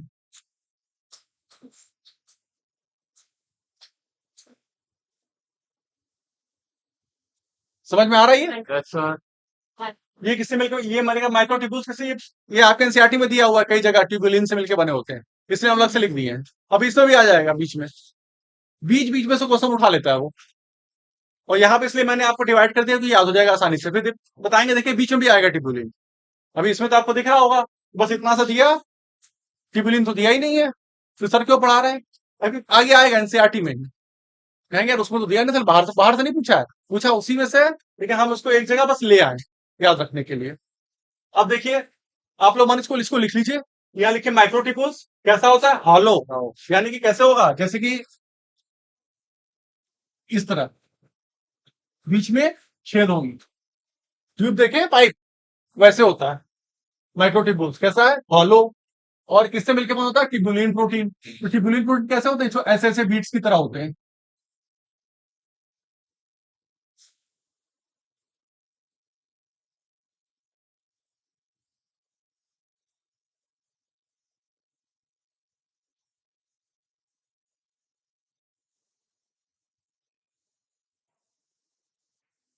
समझ रहे हैं? बीट्स की तरह होते हैं, बस इतना जान जाइए। और क्या काम करते हैं, हमने क्या बोला था, ये जैसे कि आपका जब मसल्स का पढ़ेंगे, हमारी मसल्स फैलती है और सिकुड़ती है, यानी कि इसमें कंस्ट्रक्शन होता है, इसमें पास आ जाती है या तो दूर चली जाती है, ठीक है। लेकिन इसमें ऐसा नहीं होता है, इसमें क्या होता है? असेंबली और डिसअसेंबली। असेंबली डिसअसेंबली का मतलब क्या हुआ? यहाँ दिखाने छोटे छोटे बीट्स हैं, मान लीजिए किसी को ट्यूब्यूल्स को छोटा करना है, तो क्या होगा? यानी कि सारे छोटे छोटे जो बीट्स हैं ये अलग हो जाएंगे। जैसे मोतियों की माला है, छोटा कैसे करते हैं? उसको अलग कर देते हैं, ठीक है। तो मोती की माला की तरह ही है कि जब मोती की माला को छोटा करना है तो उसको अलग कर देंगे, अपने मन से तो अलग होगा नहीं, आप लोग मेहनत करके अलग करते हैं ना, इसका मतलब क्या? एनर्जी लगा रहे हैं। तो ये एनर्जी लेता है किससे? जीटीपी से। हम लोग बताए थे, याद है शुरुआत में मैंने माइटोकॉन्ड्रिया पढ़ाया था, वो हमने उसी में बताया था कि एनर्जी प्रोड्यूस करता है एटीपी या जीटीपी के फॉर्म में, दो चीजें होती है। इन जनरल एटीपी ही होती है, कभी कभी जीटीपी भी आ जाएगी। जब माइटोकॉन्ड्रिया आएगा, पढ़ाया जाएगा आपको अच्छे से, दोबारा रेस्पायरेशन थोड़े से उसमें रेस्पायरेशन में तब बकायदा आएगा जीटीपी कहाँ कहाँ बन रही है, एटीपी कहाँ बन रही है, कैसे बन रही है, ठीक है। अभी ऐसे जान जाइए, रख लीजिए नहीं तो उसको। जब रेस्पिरेशन पढ़ेंगे तब उसमें आ जाएगा। तो जीटीपी क्यों? वो यार से मोती की माला को ऐसा तो है नहीं कि रख दी अपने मन से अलग हो जाएगी, उसमें क्या करते हैं, आप मेहनत कर रहे हैं, जब मेहनत कर रहे हैं तो क्या एनर्जी लग रही है, एनर्जी किस फॉर्म में लग रही है? जीटीपी। और इसमें कैल्शियम, यानी कि उसको असेंबली और डिसअसेंबली जो करते हैं उसको कैसे करते हैं? जीटीपी के फॉर्म में करते हैं। ये सारा ये चीज यूज होगा कहाँ पे? जब आप सेल डिवीजन पढ़ेंगे तो हूबहू देखेंगे ऐसे ही होगी, assembly disassembly. Microtubules, spindle fibre याद आएगा उसमें, जब आप लोग पढ़ेंगे सेल डिवीजन तो उसमें स्पिंडल फाइबर बनते हैं। स्पिंडल फाइबर किसके बने होते हैं? माइक्रोट्यूब्यूल। और माइक्रोट्यूब्यूल्स किसके बना होता है? छोटे छोटे ट्यूबुलिन प्रोटीन का, तो याद रखिएगा इसको, tubulin protein, microtubule tubulin protein का मिलकर बना होता है। अब ये होते हैं इंटरमीडिएट फिलामेंट, बस इतना जानिए, ये न्यूक्लियस में मिलते हैं, न्यूक्लियस को शेप देते हैं, और ज्यादा कुछ है नहीं, ये न्यूक्लियस में मिलते हैं। इंटरमीडिएट फिलामेंट को बताइए found in nucleus. Intermediate filament लिखिए, आगे डैश कर दीजिए, फिर लिखिए फाउंड इन न्यूक्लियस। बस यदि बहुत पूछेगा तो न्यूक्लियस पूछेगा, इससे ज्यादा कुछ नहीं पूछेगा। माइक्रोफिलामेंट समझी गए? एक्टिन है, मायोसिन, ये बकायदा पढ़ेंगे, मसल्स में होता है एक्टिन और मायोसिन। बस इतना जानिए कि एक्टिन मायोसिन किसके अंडर में आते हैं? माइक्रोफिलामेंट। और ये माइक्रोट्यूब्यूल, जैसे टिब्यूल है तो टिब्यूलिन से बनेगा। इसको लिख लिया बेटा आप लोग, हो गया? ये समझ में आ रहा है बेटा सभी को? कोई प्रॉब्लम तो नहीं? यानी कि साइटोस्केलेटन दोबारा बता दे रहे हैं, साइटोस्केलेटन के 3 पार्ट, माइक्रोट्यूब्यूल, माइक्रोफिलामेंट और इंटरमीडिएट फिलामेंट। माइक्रोट्यूब्यूल्स किसके मिलकर बना होता है? ट्यूबुलर प्रोटीन के असेंबली और disassembly with the help of GTP और कैल्शियम। ठीक है, लिखा हुआ, इसको नोट कर लीजिएगा, ये आया हुआ क्वेश्चन है। इसमें यही तो पूछता है, ये तो इंपॉर्टेंट है, ये वाला इतना इंपॉर्टेंट नहीं पूछा हुआ नहीं है, बस चूंकि इसमें था तो हमने डाल दिया इसमें, क्योंकि आपके एनसीईआरटी में यहां दिया हुआ है। नोट कर लिए बेटा आप लोग? नेक्स्ट करो।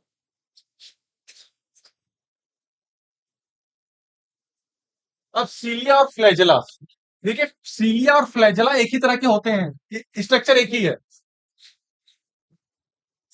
जैसे कि कोई हम ध्यान दिए, सीलिया फ्लैजेला दो अलग स्ट्रक्चर नहीं है, लगभग मान के चलिए एक ही है, बस साइज में अंतर है। ठीक है, जैसे कि कोई कह दिया है कि ह्यूमन यहाँ का भी है, ह्यूमन आपका यूरोप का भी है। यूरोपियन वाले थोड़ा देखें हाइट में अच्छे होते हैं, 6 फीट के होते हैं, हम लोग थोड़े हाइट में, जेनेटिक का अंतर है, यानी क्या है, लेकिन बेसिक स्ट्रक्चर हम लोग क्या है, सेम है। दोनों लोग रेस्पिरेशन कर रहे हैं, दोनों लोग में हार्ट है, सब कुछ है, लीवर है। उसी तरह सीलिया और फ्लैजेला, सीलिया क्या होता है, छोटा होता है ऐसे, और फ्लैजेला बड़ा होता है। बेसिक स्ट्रक्चर दोनों का, ये फ्लैजेला है, बेसिक स्ट्रक्चर दोनों का एक जैसा है। और हम लोग पढ़ेंगे कि ये भी जो आपके जो सीलिया फ्लैजेला है, सबसे क्या होता है, एक इसमें आउटर मेम्ब्रेन होती है। हम लोग मान के चलिए कि एक, पहले समझ गए, दोनों का स्ट्रक्चर एक जैसा होता है, बस साइज में अंतर है। सीलिया छोटा होता है, फ्लैजेला बड़ा होता है। अब आइए,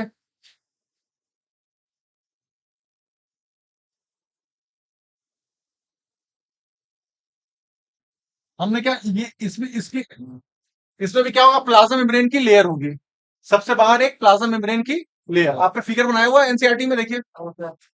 अरे बेटा बनाया हुआ है, ये फिर बनाया हुआ बढ़िया सा अच्छा सा फिगर बनाया है, कलरफुल। ठीक है, देखिए बाहर की ओर इसकी क्या है, प्लाज्मा मेम्ब्रेन, तो क्या है कवर्ड में प्लाज्मा मेम्ब्रेन, सबसे बाहर प्लाज्मा मेम्ब्रेन हम लोग बना दिए। ठीक है, और अंदर वाला पार्ट जो होता है इसका, अंदर का ये वाला, इसके अंदर जो भी मटेरियल होगा, जो भी पार्ट होगा, उसको हम लोग क्या बोलते हैं, एक्सोनिम। ये एनसीईआरटी के है आपका पूरा, लाइन बाय लाइन एनसीईआरटी है ये, तो एक्सोनिम बोलते हैं उसको। ठीक है, नेक्स्ट कीजिएगा बेटा, फिगर हम इसी से कर रहे हैं। जब हम इसको कट करेंगे, फ्लैजेला है, जैसे कि आपको क्या बनाए थे, ये है, ये फ्लैजेला है, ये क्या है, सीलिया। यदि हम सीलिया या फ्लैजेला को ट्रांसफर सेक्शन कट करें, या तो इसको कट करें और ऊपर से माइक्रोस्कोप में देखें सामने से, जैसे कि मान लीजिए ये आपका फ्लैजेला या सीलिया, इसको हमने क्या किया, ऐसे कट किया, और फिर इसको हम लोग कैसे देख रहे हैं, ऐसे देख रहे हैं सामने से। जब सामने से देखेंगे, सबसे बाहर की ओर क्या है, प्लाज्मा मेम्ब्रेन, तो ये आपकी क्या है, प्लाज्मा मेम्ब्रेन बाहर की ओर। ओके, ठीक है। अब आप देखेंगे कि ये छोटे छोटे, ये 9 ट्यूब लाइक स्ट्रक्चर होती है, 9, एकदम कंफर्म 9 से ज्यादा नहीं होंगी। ठीक है, 9 है, 9 ट्यूब लाइक स्ट्रक्चर होती है। ठीक है, यहाँ पे आप 9 स्ट्रक्चर बना दिए, 1 2 3 4 5 6 7 8 9। ठीक है, बाकी 9 ट्यूब लाइक जो स्ट्रक्चर होती है, यहाँ तो ट्यूब दे, फिर इसको हम और जूम किए और देखे, तो जो 9 ट्यूब लाइक स्ट्रक्चर होती है, वो 2 छोटे छोटे माइक्रोफिलामेंट्स की बनी होती है। ठीक है, ये देख रहे हैं, ये दोनों, एक के अंदर क्या हुआ, 2 डुप्लेट, यानी कि एक जो आपका जो ट्यूब्यूल है इसके अंदर क्या होंगे, दो दो डबल दो डुप्लेट होंगे, यानी कि दो माइक्रो ट्यूब्यूल। इसके अंदर हम जब देख रहे हैं जूम करके, अरे इसके अंदर तो दो ट्यूब्स है। जैसे कभी कभी देखें जो आप जो वायर होता है उसको काटिए, उसमें बहुत छोटे छोटे तार निकलते हैं, तो कुछ वैसा ही है। तो कभी किसी किसी में दो ही तार होते हैं, किसी किसी में एक ही तार होता है मोटा सा। तो यदि हम इस वायर को काटे तो ये वाला जो मान के चलिए वायर है उसमें दो आपके वायर निकल गए, दो पतले पतले, ठीक है। मोटे वाले कितने हैं, 9। 9 के अंदर कितने हैं, 2 है, ठीक है। 9 + 2 वो नहीं है बेटा, हाँ, ठीक है। तो आप ये मान के चलिए, ठीक है, ये चीज समझ गए। तो आप ये देखिए, यानी कि ये 9 आपके वायर हो गए। ये देखिए 9 हो गया, वे बड़ा बड़ा देख रहा है, 9 हो गए पूरे पूरे। 1 2 3 4 5 6 7 8 9, इसको 2 का 1 मान रहे हैं हम, ठीक है। समझ में आ रहा है बेटा, 9 है। अभी हम लोग जूम नहीं किए हैं, फिर क्या देख रहे हैं, बीच में भी 2 है, ये भी एक सीध से घिरा होता है। तो पहले देखिए ये 9 और बीच में 2, तो यानी 9 + 2 अरेंजमेंट होता है। ये 9 और 2 इसके अंदर का 2 नहीं है, ये 9 हम ले लिए बाहर बाहर का, और 2 सेंटर में होता है। इससे समझ गए, 9 का हम लोग के पेरीफेरी, 9 पेरीफेरी पे 9 होते हैं। भी हम लोग उतना जूम नहीं किए, ऐसा आप लोग देखते हैं ना कि तो कैमरे आगे बहुत जूम कर देता है, हम लोग दूर से ही देख रहे हैं ऐसे, अच्छा बाहर बाहर तो 9 दिख रहे हैं, और बीच में क्या देखें, 2 ट्यूब और है। तो इसका अरेंजमेंट कैसा है, 9 + 2, ठीक है। अब देखिए, अब जाहिर सी बात है उसमें ज्यादा पूछते, इसने यही पूछता है, 9 + 2 अरेंजमेंट मेनली यही पूछता है। और जो आपके जो 9 होते हैं बड़े मोटे वाले, वो किससे मिलकर, डुप्लेक्स से मिलकर बने होते हैं, दो होते हैं। अंदर कैसे, दो ट्यूब है, दो ट्यूब है, सबके अंदर कितने ट्यूब है, दो ट्यूब है, दो माइक्रोफिलामेंट है, सॉरी माइक्रोट्यूब्यूल्स। माइक्रोट्यूब्यूल्स पढ़े थे, इसमें जीटीपी यूज हो रहा था इसके पहले साइटोस्केलेटन में, तो भाई इसके अंदर दो माइक्रोट्यूब्यूल्स हैं, यानी कि एक मोटा वायर के अंदर दो माइक्रोट्यूब्यूल्स। और यहाँ पे कितना है, ये 2 है आपके। तो हम लोग 9 + 2 कैसे पढ़ते हैं, 9 बाहर की ओर और 2 अंदर की ओर। सब कुछ नहीं, इसमें बस बता दिया आपको, देखिए नाम ही बता दे रहे हैं। देखिए आपको उसमें बुक में बनाया हुआ है, बाहर की ओर प्लाज्मा मेम्ब्रेन हो गई, ये गलत है जी, अंदर दिखा दिया। ये बाहर वाला है, ग्रीन वाला है प्लाज्मा मेम्ब्रेन, बनकर उसको स्टिक कर लीजिएगा, अंदर का नहीं है, ठीक है। फिर लिखा पेरिफेरल माइक्रो ट्यूब्यूल्स, डुप्लेट, यानी कि एक में दो होती है। ये भी समझ गए आप लोग। अब दूसरा पूछिए, अब यहाँ पे आता है जैसे कि जो माइक्रो ट्यूब्यूल्स हैं ये एक दूसरे से कनेक्ट भी होती हैं, ठीक है, इसे लिंकर बोलते हैं। आप देखिए इसमें और क्या होता है, ठीक है। जो आप ये देख रहे हैं छोटा छोटा ये बीट्स देख रहे हैं, आपको इसमें नाम भी नहीं बताया और लिखा भी नहीं है, वैसे डाइनिन प्रोटीन होते हैं, ये मूवमेंट में हेल्प करते हैं। कोई बात नहीं, अब उतना मत करिए, बाद में देखिएगा। जो ये देखे ना कुछ गोले गोले से ऐसे खूब दिखा रहा है, ये डाइनिन प्रोटीन है। मान लीजिए ज्यादा नाम हो जा रहा है, छोड़ दीजिए, उतना इंपॉर्टेंट नहीं। देखा लिंक एक दूसरे से, लिंकर, यानी वही चीज देखिए, ये लिंकर होगा। अब देखिए बीच में क्या होता है आपका, और ये भी शीट से कवर होता है, दो माइक्रोट्यूब्यूल, और ये कितने के, शीट से, तो उसको क्या बोलते हैं, एंट्रल शीट। अब क्या देखिए, ये भी हो गया। अब जो आपका डुप्लेक्स है, ये इससे एक यहाँ पे स्पॉक निकले होते हैं, इसे क्या बोलते हैं, रेडियल स्पॉक। फिगर याद कर लीजिएगा, फिगर हो सकता है कोई भी फिगर आपका एनसीईआरटी का याद रहे, कहीं पूछ सकता है, इसलिए मेरा काम था फिगर समझाना। एग्जाम में क्या आता है, एग्जाम में मेनली पूछेगा 9 + 2, क्या इसमें कवरिंग होती है प्लाज्मा मेम्ब्रेन की, हाँ होती है। केवल आपके दो ऐसे ऑर्गेनेल्स हैं जिसमें नहीं होती है, कौन कौन से दो, अभी नाम बोले हैं, राइबोसोम और दूसरा सेंट्रोसोम, एकदम याद कर लीजिए इसको। अब देखिए,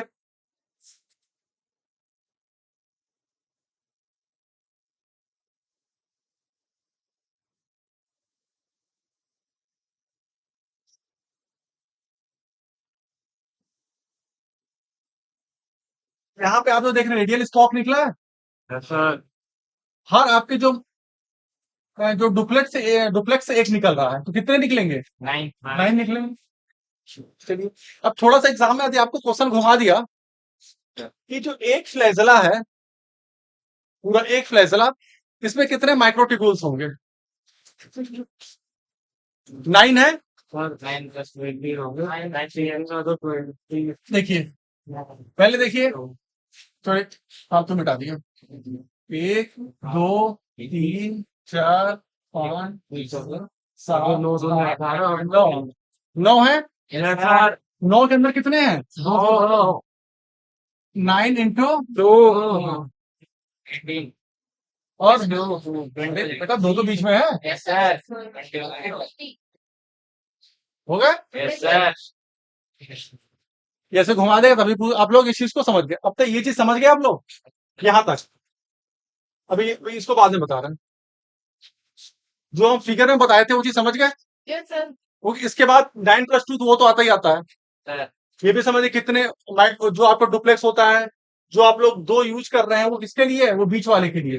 वो तो 2 बीच में मिल रहे हैं। डुप्लेक्स इसके अंदर के 2 नहीं है। ये आपका क्या हो गया? एक इसके अंदर क्या है? 2 माइक्रोट्यूब्यूल्स। तो 9 + 2 यानी कि 9 बाहर वाले और 2 अंदर वाले। ठीक है, अब आ जाइए। अब हम लोग थोड़ा सा यहां से पढ़ेंगे, देखेंगे कनेक्ट कर रहे हैं। यहाँ पे एक लिखा है सीलिया या flagella emerge from centriole like bodies. ठीक है, एनसीईआरटी का है यहाँ पे, ये लाइन आता है। यानी कि सीलिया या फ्लैजेला कहां से निकलते हैं? देखिए, तो अभी सेंट्रियोल का स्ट्रक्चर हम बाद में पढ़े, अभी पढ़ रहे हैं तुरंत इसके बाद सेंट्रियोल ही आए। जैसे कि मान लीजिए कि आपने ये सेल बना दी, ठीक है, यहां से मान लीजिए फ्लैजेला निकल रहा है या यहां से सीलिया निकल रहा है, तो कौन निकालता है? यहाँ पे एक ऑर्गन होता है जिसे हम लोग क्या बोलते हैं? Centriole like basal body. यदि सेंट्रियोल लाइक कैसा सेंट्रियोल की तरह होता है तो उसको हम लोग क्या बोलते हैं? Basal body. यानी कि ये किससे मर्ज हो रहा है? इमर्ज हो रहा है बेसल बॉडी से। सीलिया फ्लैजेला किससे निकल रहे हैं? ये आपका क्या है? Basal body. तो इस चीज को, ये वाली लाइन समझ गए आपको एनसीईआरटी की? Yes sir. कि सीलिया फ्लैजेला किससे निकल रहे हैं? बेसल बॉडी से निकल रहे हैं। और बेसल बॉडी का स्ट्रक्चर किससे मैच करता है? सेंट्रियोल से। समझ गए? Yes sir. ये इस लाइन का मतलब यही हुआ। इसीलिए एनसीईआरटी की जो लाइन होती है उसको समझना पड़ता है। बार बार बता रहे हैं। ये लाइन नहीं समझे हो तो आप लोग ऐसे फिगर बना लीजिए कि फ्लैजेला या सीलिया ओरिजिनेटेड फ्रॉम या ओरिजिनेटेड फ्रॉम बेसल बॉडी। ठीक है, and structure of the basal body is resemble with किससे? सेंट्रियोल। अब हिंदी में लिखना चाहते हैं तो ऐसे लिखिए कि फ्लैजेला या सीलिया बेसल बॉडी नामक संरचना से निकलता है। ठीक है, जिसकी सीलिया फ्लैजेला, सीलिया फ्लैजेला बेटा समझ जाइए कि एक थ्रेड लाइक स्ट्रक्चर होती है जो कि इसके मूवमेंट में या लोकोमोशन में हेल्प करती है किसी भी सेल के। जैसे पैरामीशियम पढ़ेंगे ना बेटा, पैरामीशियम जब आप पढ़े होंगे उसमें तो उसमें पतले पतले पतले पतले बहुत सारे ऐसे निकालते हैं, तो ये सेल को मूव कराता है। हाँ, या लोकोमोशन में हेल्प करता है। चलिए ठीक है, फ्लैजेला भी लोकोमोशन में हेल्प करता है। Yes sir. पहले होता है सीलिया फ्लैजेला में कोई खास अंतर नहीं होता, एक बड़ा होता है और एक छोटा होता है।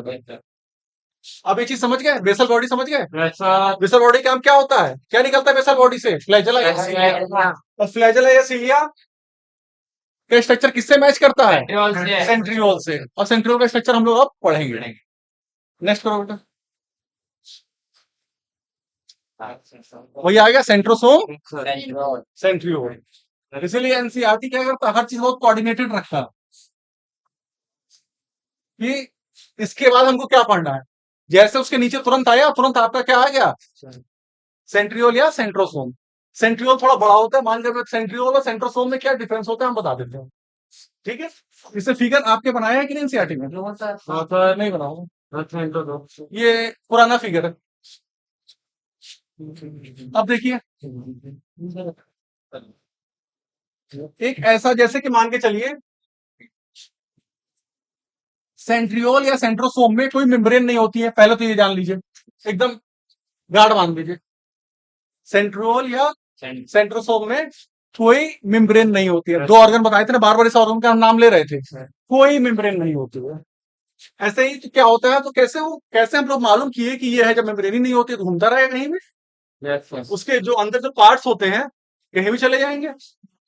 तो उसमें क्या होता है कि जहां पे मान लीजिए सेल है आपकी ये बड़ी सी, बोला फ्लड होता ज्यादा अच्छा रहता, ये भी खत्म नहीं होगा, ये सेल है, ठीक है, बाकी स्ट्रक्चर हम नहीं बना रहे हैं। इसमें क्या होता है, सेल के अंदर साइटोप्लाज्म होता है। तो ये पर्टिकुलर जगह का साइटोप्लाज्म क्या होता है, थोड़ा डेंस हो जाता है, और डेंस हो जाता है, और यहाँ कुछ डेंस ग्रेन्यूल्स बना लेते हैं, यहाँ पे ग्रेन्यूल बना लिया, यहाँ भी ग्रेन्यूल बना लिया, यहाँ भी ग्रेन्यूल बना लिया, यानी कि गांठ देखते हैं, कुछ गांठ लाइक स्ट्रक्चर।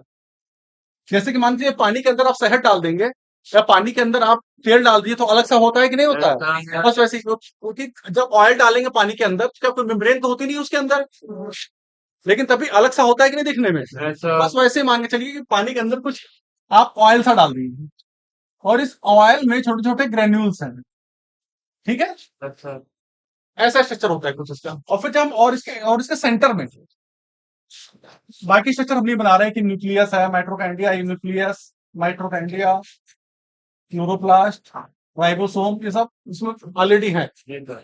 अब बीच में जब हम देखते हैं, एक हमको कुछ ऐसे स्ट्रक्चर से दिखाई देती है, बाकी तो क्या है, बाकी ऑयल है। ऑयल के अंदर मान के चलिए कि छोटी सी दो लकड़ी की तरह की दो ऐसी स्ट्रक्चर होती हैं जो कि 90 डिग्री पे लगी होती है, एक दूसरे के परपेंडिकुलर होती है। परपेंडिकुलर समझ रहे, 90 डिग्री, जैसे ये और ये 90 डिग्री हो गया, ये एक दूसरे के परपेंडिकुलर होती है। आप लोग फिगर बना लीजिए, जिसके जो वाली फिगर रहेगा तो याद करने में आसानी होगी, ऐसा फिगर बना लीजिएगा कि कैसा समझ गए। जैसे कि पानी में हम लोग ऑयल डाल दिए, तो ऑयल में क्या हुआ आपका, तो ऑयल के अंदर क्या अलग सा कुछ मैसिव सा हो गया, ये थोड़ा थिक सा हो गया। और ऑयल के अंदर जब और जूम करके देखे, तो हम क्या देखे, उसके अंदर देखे कि दो रॉड लाइक स्ट्रक्चर या दो लकड़ी ऐसी जो होती है, एक दूसरे के परपेंडिकुलर 90 डिग्री पे ऐसे लगी हुई है, ठीक है।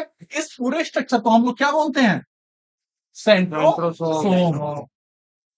फिगर आप लोग बना लीजिए याद करने के लिए, या तो आपके पास कुछ वैसे बुक्स में इंटरनेट पे बहुत मिल जाएगा फिगर, तो यदि आपके पास फिगर पहले से है कोई दिक्कत नहीं, तो बना लीजिएगा। तो ये आपका क्या हो गया, सेंट्रोसोम पूरा। और जो बीच वाला हिस्सा हो गया, जहां पे ये है, दो स्टिक ऐसे परपेंडिकुलर है, उसको क्या बोलते हैं हम लोग, सेंट्रियोल। अब समझ गए कि सेंट्रोसोम और सेंट्रियोल में अंतर समझ गए। सेंट्रोसोम पूरा ऑर्गन, पूरा बड़ा, और सेंट्रियोल उसके बीच वाला पार्ट, किसी मेम्ब्रेन से तो हिला नहीं, को जैसे पानी में आप ऑयल डाल दिए, बस वैसे ही। और ऑयल के बीच में क्या है, दो स्टिक है ऐसे ऐसे, वही देखिए दो स्टिक ऐसे ऐसे दिख रही है। अब यही जो ये वाले जो हिस्सा होता है, इसी को बोलते हैं सेंट्रियोल। ये किससे मैच करता है, बेसल बॉडी से, लिखा था ना जस्ट पीछे इसके, बेसल बॉडी से क्या निकलता है, फ्लैजेला। अब आप मान के चलिए कि हम लोग बेसल बॉडी का स्ट्रक्चर पढ़ रहे हैं या सेंट्रियोल का स्ट्रक्चर पढ़ रहे हैं, एक ही तरह होता है। बड़ा वाला क्या हो गया, सेंट्रोसोम, छोटा वाला क्या हो गया अंदर इसके, सेंट्रियोल। इतना समझ में आएगा बच्चों आप लोग को, किसी को कोई प्रॉब्लम देख ले एक बार, चलिए ठीक है। अब हम इसके बाद आते हैं, अब हम ये जो सेंट्रियोल है दो है ना, अब किसी एक को हम पकड़ेंगे, किसी एक जो स्टिक होती है उसको, अब उसका स्ट्रक्चर देखेंगे। सेंट्रोसोम को तो देख लिए, अब हम लोग दोनों में से ये इसका दिए, आपके जो बुक्स है एनसीईआरटी में इसमें लिख तो दिया है, लेकिन कोई फिगर नहीं बनाया, बनाना चाहिए वैसे फिगर का, बिना फिगर के पता नहीं क्या समझेंगे। पहले पुराने वाले में ठीक था, बल्कि अभी जस्ट पुराने वाले में नहीं, थोड़ा पहले वाले में वो भी छोटी सिस्टर थी, वो भी निकाली थी, उसके वाले में हम देखे थे, खैर उसका हो गया एमबीबीएस में। तो उसके वाले में हम देखे थे एनसीईआरटी में, उसके वाले में फिगर अच्छा बना हुआ था। मैंने कहा से मान के चलिए कि लगभग 4 साल 5 साल पहले की बात है। तो फिगर इसने क्या किया, फिगर हटा दिया, थ्योरी रख दी। अब बिना फिगर के थ्योरी समझ में आनी नहीं है, खासकर बायोलॉजी में। अब फिगर आप लोग देखिए, अब इसमें हम लोग क्या है, दो एक दूसरे कितने परपेंडिकुलर है, ध्यान रखिएगा, ये दोनों एक दूसरे के परपेंडिकुलर होते हैं। पूछा वो क्वेश्चन है, 90 डिग्री पे होते हैं। आप देखिए, ये जो आपका एक हम क्या किए, दोनों में से क्या किए, दोनों स्टिक का स्ट्रक्चर एक जैसा होता है। किसी हम एक सिंगल को पकड़े ऐसे, फिर वैसे ही इसको क्या किया, ट्रांसफर सेक्शन काट दिए। टीएस जानते हैं, एलएस टीएस जानते हैं? Yes, sir. एलएस का मतलब क्या हुआ, लॉन्गिट्यूडनल। ट्रांसफर। ट्रांसफर से क्या हुआ, ऐसे। Yes, sir. अब ऐसे काटे ट्रांसफर, और फिर सामने से देख रहा हूं। जब हम सामने से देखते हैं तो हमें कुछ ऐसे स्ट्रक्चर दिखाई देती है, बैलगाड़ी का पहिया। बैलगाड़ी का पहिया की तरह, एकदम सही बोले। ये आया हुआ क्वेश्चन है, नोट कर ले। Part. Organise like Salt wheel. What wheel, आया हुआ क्वेश्चन है। कैसा सा, कौन सा ऐसा सेल ऑर्गेनल है जिसका स्ट्रक्चर कार्ट व्हील से रिजेंबल करता है, मैच करता है?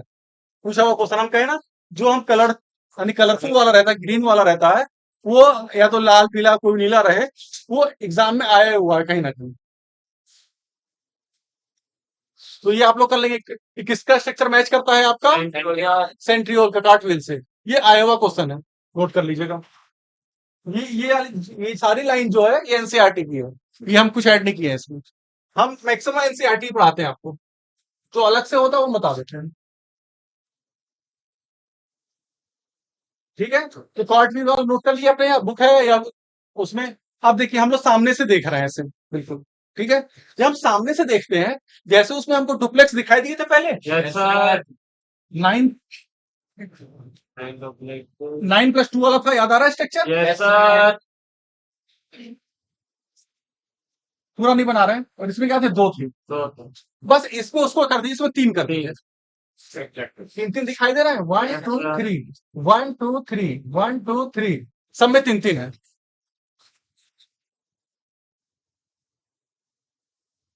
हमने क्या किया, 1 2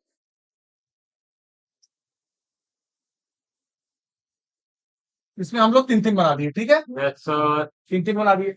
अब ये क्या होता है, जो 3 का स्ट्रक्चर होता है, ये सब ये इसमें 1 2 3 4 5 6 7 8 9, ये भी 9, वो भी 9, बड़ा अच्छा, दोनों 9। Yes, sir. तो इसको भी हम लोग क्या कर लेंगे, याद कर लेंगे। एक तरफ तो 9 हो गया। Sir. अभी दूसरा देख रहे हैं, वो क्या था, 9+2। अब इसका हम लोग देखेंगे, यहां तो 9 हो गए ना, 1 Yes, sir. 2 3 4 5 6 7 8, ये 9, इसको जोड़ ही लिए थे। Yes, sir. 10 मत कीजिएगा, तो क्या 9 अभी आएगा बेटा, अभी तो 9 कर लिए है ना। 9+0. हाँ. तो वो 9+2 कैसे आ रहा था, कि 9 बीच में 2 थे. बीच में 2 थे, Yes, sir. बताए थे ना पीछे। Yes. 9+2 एनसीईआरटी का था कि उसमें बीच में 2 आया था। Yes. पुराना वाला फिगर देख लीजिए, बुक में बना हुआ है, Yes. देखिए उसमें बीच में 2 रखा है। अब इसमें हम लोग 9 तो लगा दिए हैं, Yes, sir. ठीक है। चलिए आगे आइए। अब क्या होता है इसमें से, उसमें क्या था, रेडियल स्पोक निकल रहे थे बीच में। Yes, sir. ये भी क्या है, भाई हम क्या है, पीछे रहे हम भी निकालेंगे। तो ये भी क्या कर रहे हैं, रेडियल स्पोक निकालना सीखा, ये निकालना शुरू किया, ठीक है। Yes, sir. स्पोक निकालना शुरू किया, ये प्रोटीन के बने होते हैं। फिर क्या हुआ, ये सारे जैसे आप उसका, उन्होंने किसका बताया था, बैलगाड़ी का पहिया बताया था, बीच में क्या होता है, हब होता है। Yes, sir. बस सेम चीज उसमें, इसमें भी हब होता है। ये क्या हुआ, हब आ गया, इसको हब ही बोलते हैं। इसमें पहिया घूमता है, इसमें Yes, sir. सेम चीज। ये प्रोटीन के बने होते हैं, मैक्सिमम चीजें प्रोटीन की होती है हमारी बॉडी में। ग्लाइकोप्रोटीन, ग्लाइकोलिपिड, ऐसा बताए थे, ठीक है। तो आप, ये तो 3 हो गया, सब में से यानी कि 9 स्पोक निकले इसमें, ठीक है। Yes, sir. और कहाँ कनेक्ट हो गए, हब. हब में। हब किसका बना होता है, प्रोटीनेसियस होता है, प्रोटीन का बना होता है। लेकिन जो हब होता है प्रोटीन का, लेकिन इसमें कोई ट्यूब्यूल्स नहीं होते हैं, 0। 0. कोई देख रहे हैं, कोई नहीं है, Yes, sir. क्योंकि ट्यूब्यूल्स होते हैं तो छोटे छोटे बीट्स दिखाता है, ऐसे ऐसे, याद है। Yes, इसके sir. पहले वाले में बीट्स दिखा रहा था, जैसे कि इसका अभी दूसरा फिगर दिखाएंगे अभी, और थोड़ा सा माइक्रोस्कोप का इलेक्ट्रॉन वाले में। तो उसमें आप देखेंगे जो जो आपके जो 3 बन रहे हैं ना, एक में 3, ये भी जो 3 बन रहे हैं, क्या हो गया बेटा, टाइम अप हो गया. जो आपके 3 बन रहे हैं ना, ध्यान से रखिएगा। जैसे कि उसमें, नेक्स्ट पीछे कीजिएगा, समझा दे। हाँ, जैसे कि देखिए यहाँ 2 बन रहे थे, लेकिन इसमें देख रहे हो छोटे छोटे दाने की तरह स्ट्रक्चर कुछ अंदर दिख रही है ना। Yes, sir. शायद उतना क्लियर नहीं हो पाता है, डिजिटल बोर्ड होता तो अच्छा रहता। तो इसमें छोटे छोटे हम क्या बताए, दाने की तरह जो टिब्यूलिन बताए थे ना, उससे बना, मिलके बना होता है। यदि वही पूछे बार बार तो हम कहते इसीलिए क्या नहीं, यहाँ पूछा हुआ क्वेश्चन है। जो माइक्रो ट्यूब्यूल्स था इसके पहले साइटोस्केलेटन में, अच्छा अच्छा जो साइटोस्केलेटन देखिए अब, चलिए फिर अभी आपको कनेक्ट कर देंगे। ये छोटे छोटे ये किससे मिलकर बने हैं? जब आपका प्रोटीन स्ट्रक्चर होगा, जब आपका माइक्रोफिलामेंट होगा तो ये दानेदार दिखाएगा इसको, ठीक है। बुक में आपके फिगर नहीं है, इसलिए मैंने फिगर बना लो। नेक्स्ट आइए बेटा। अब इसमें देखिए, इसमें कहीं दानेदार स्ट्रक्चर दिखाया अंदर? नहीं दिखाया। इसका मतलब क्या, बस प्रोटीन का एक सॉलिड सा हब है, जैसे कि आपका बैलगाड़ी के पहिए में होता है। इसका मतलब अंदर की ओर कोई नहीं, कुछ नहीं है, कोई जीरो। Very good. तो इसका 9+0 पूछा हुआ है, उसका 9+2, यानी सीलिया और फ्लैजेला क्या बनाते हैं? 9+2, ये आप में दिया हुआ है। और ये क्या बनाता है? 9+0। ठीक है। अब देखिए,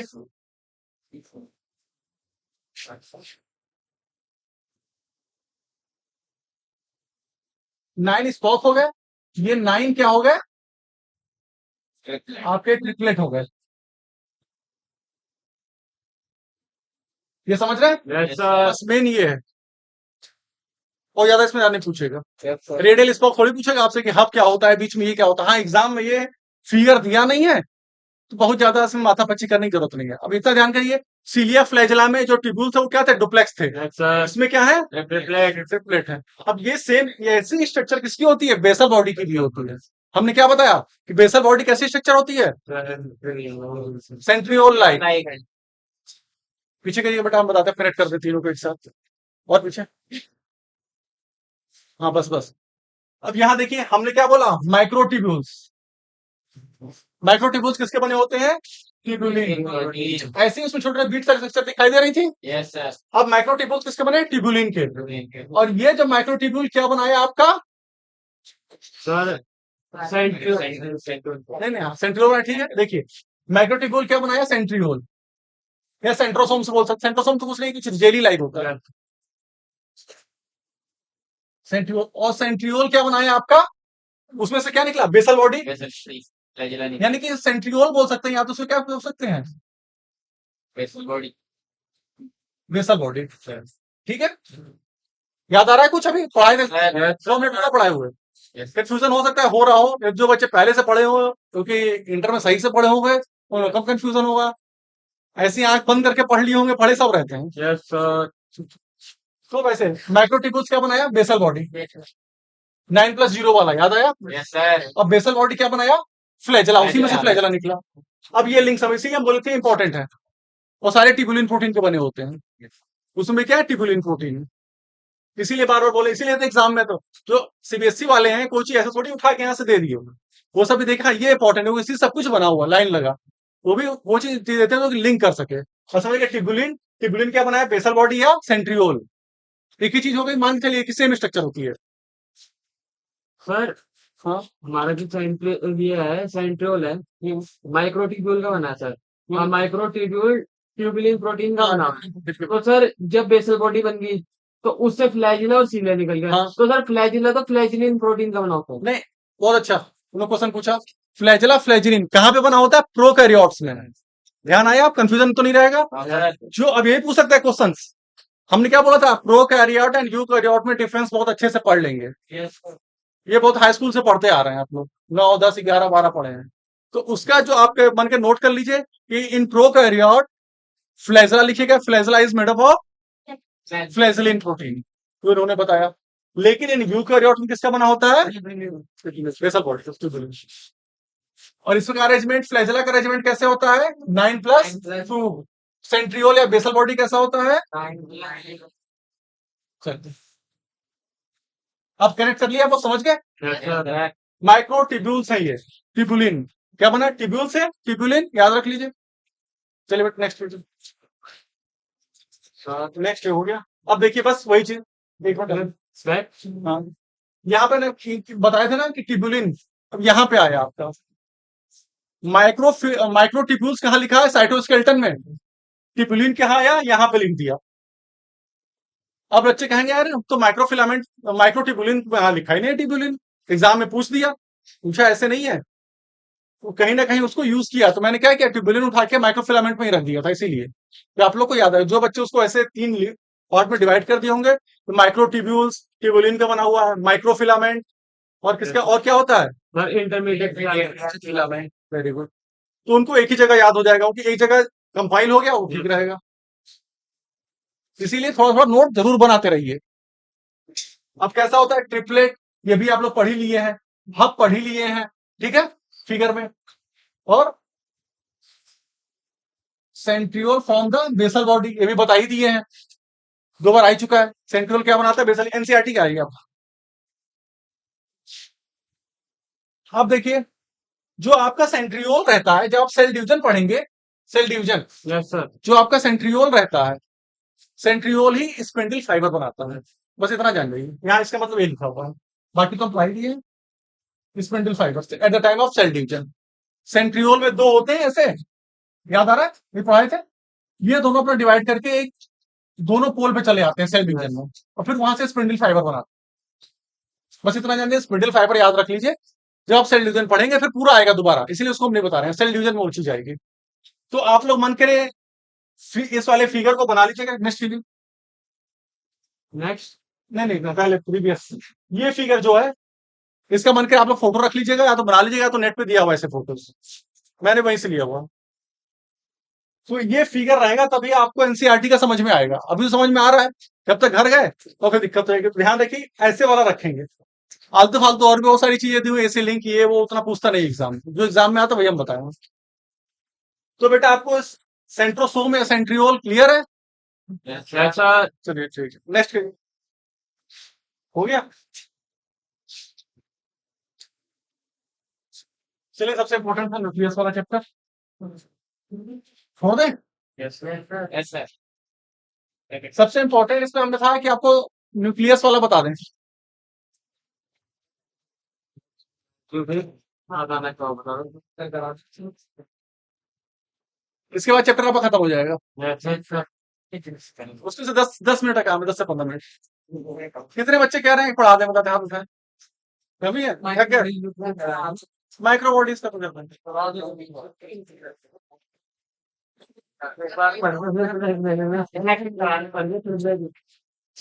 ऐसा करते हैं, आपको बता देते हैं, फिर नेक्स्ट टाइम हम रिवाइज भी करवा देंगे। कोशिश कीजिएगा समझ में आ जाए। देखिए, पहले न्यूक्लियस को हम लोग पढ़ चुके हैं। न्यूक्लियस किसने बताया था? रॉबर्ट ब्राउन ने। ठीक है, ये आपने पहले ही पूछा हुआ है। फिर किससे, जो न्यूक्लियस होता है उसको स्टेन करते हैं। किसने स्टेन किया था? न्यूक्लियस है। न्यूक्लियस के अंदर पतले पतले थ्रेड लाइक स्ट्रक्चर होते हैं, ऐसे ऐसे खूब।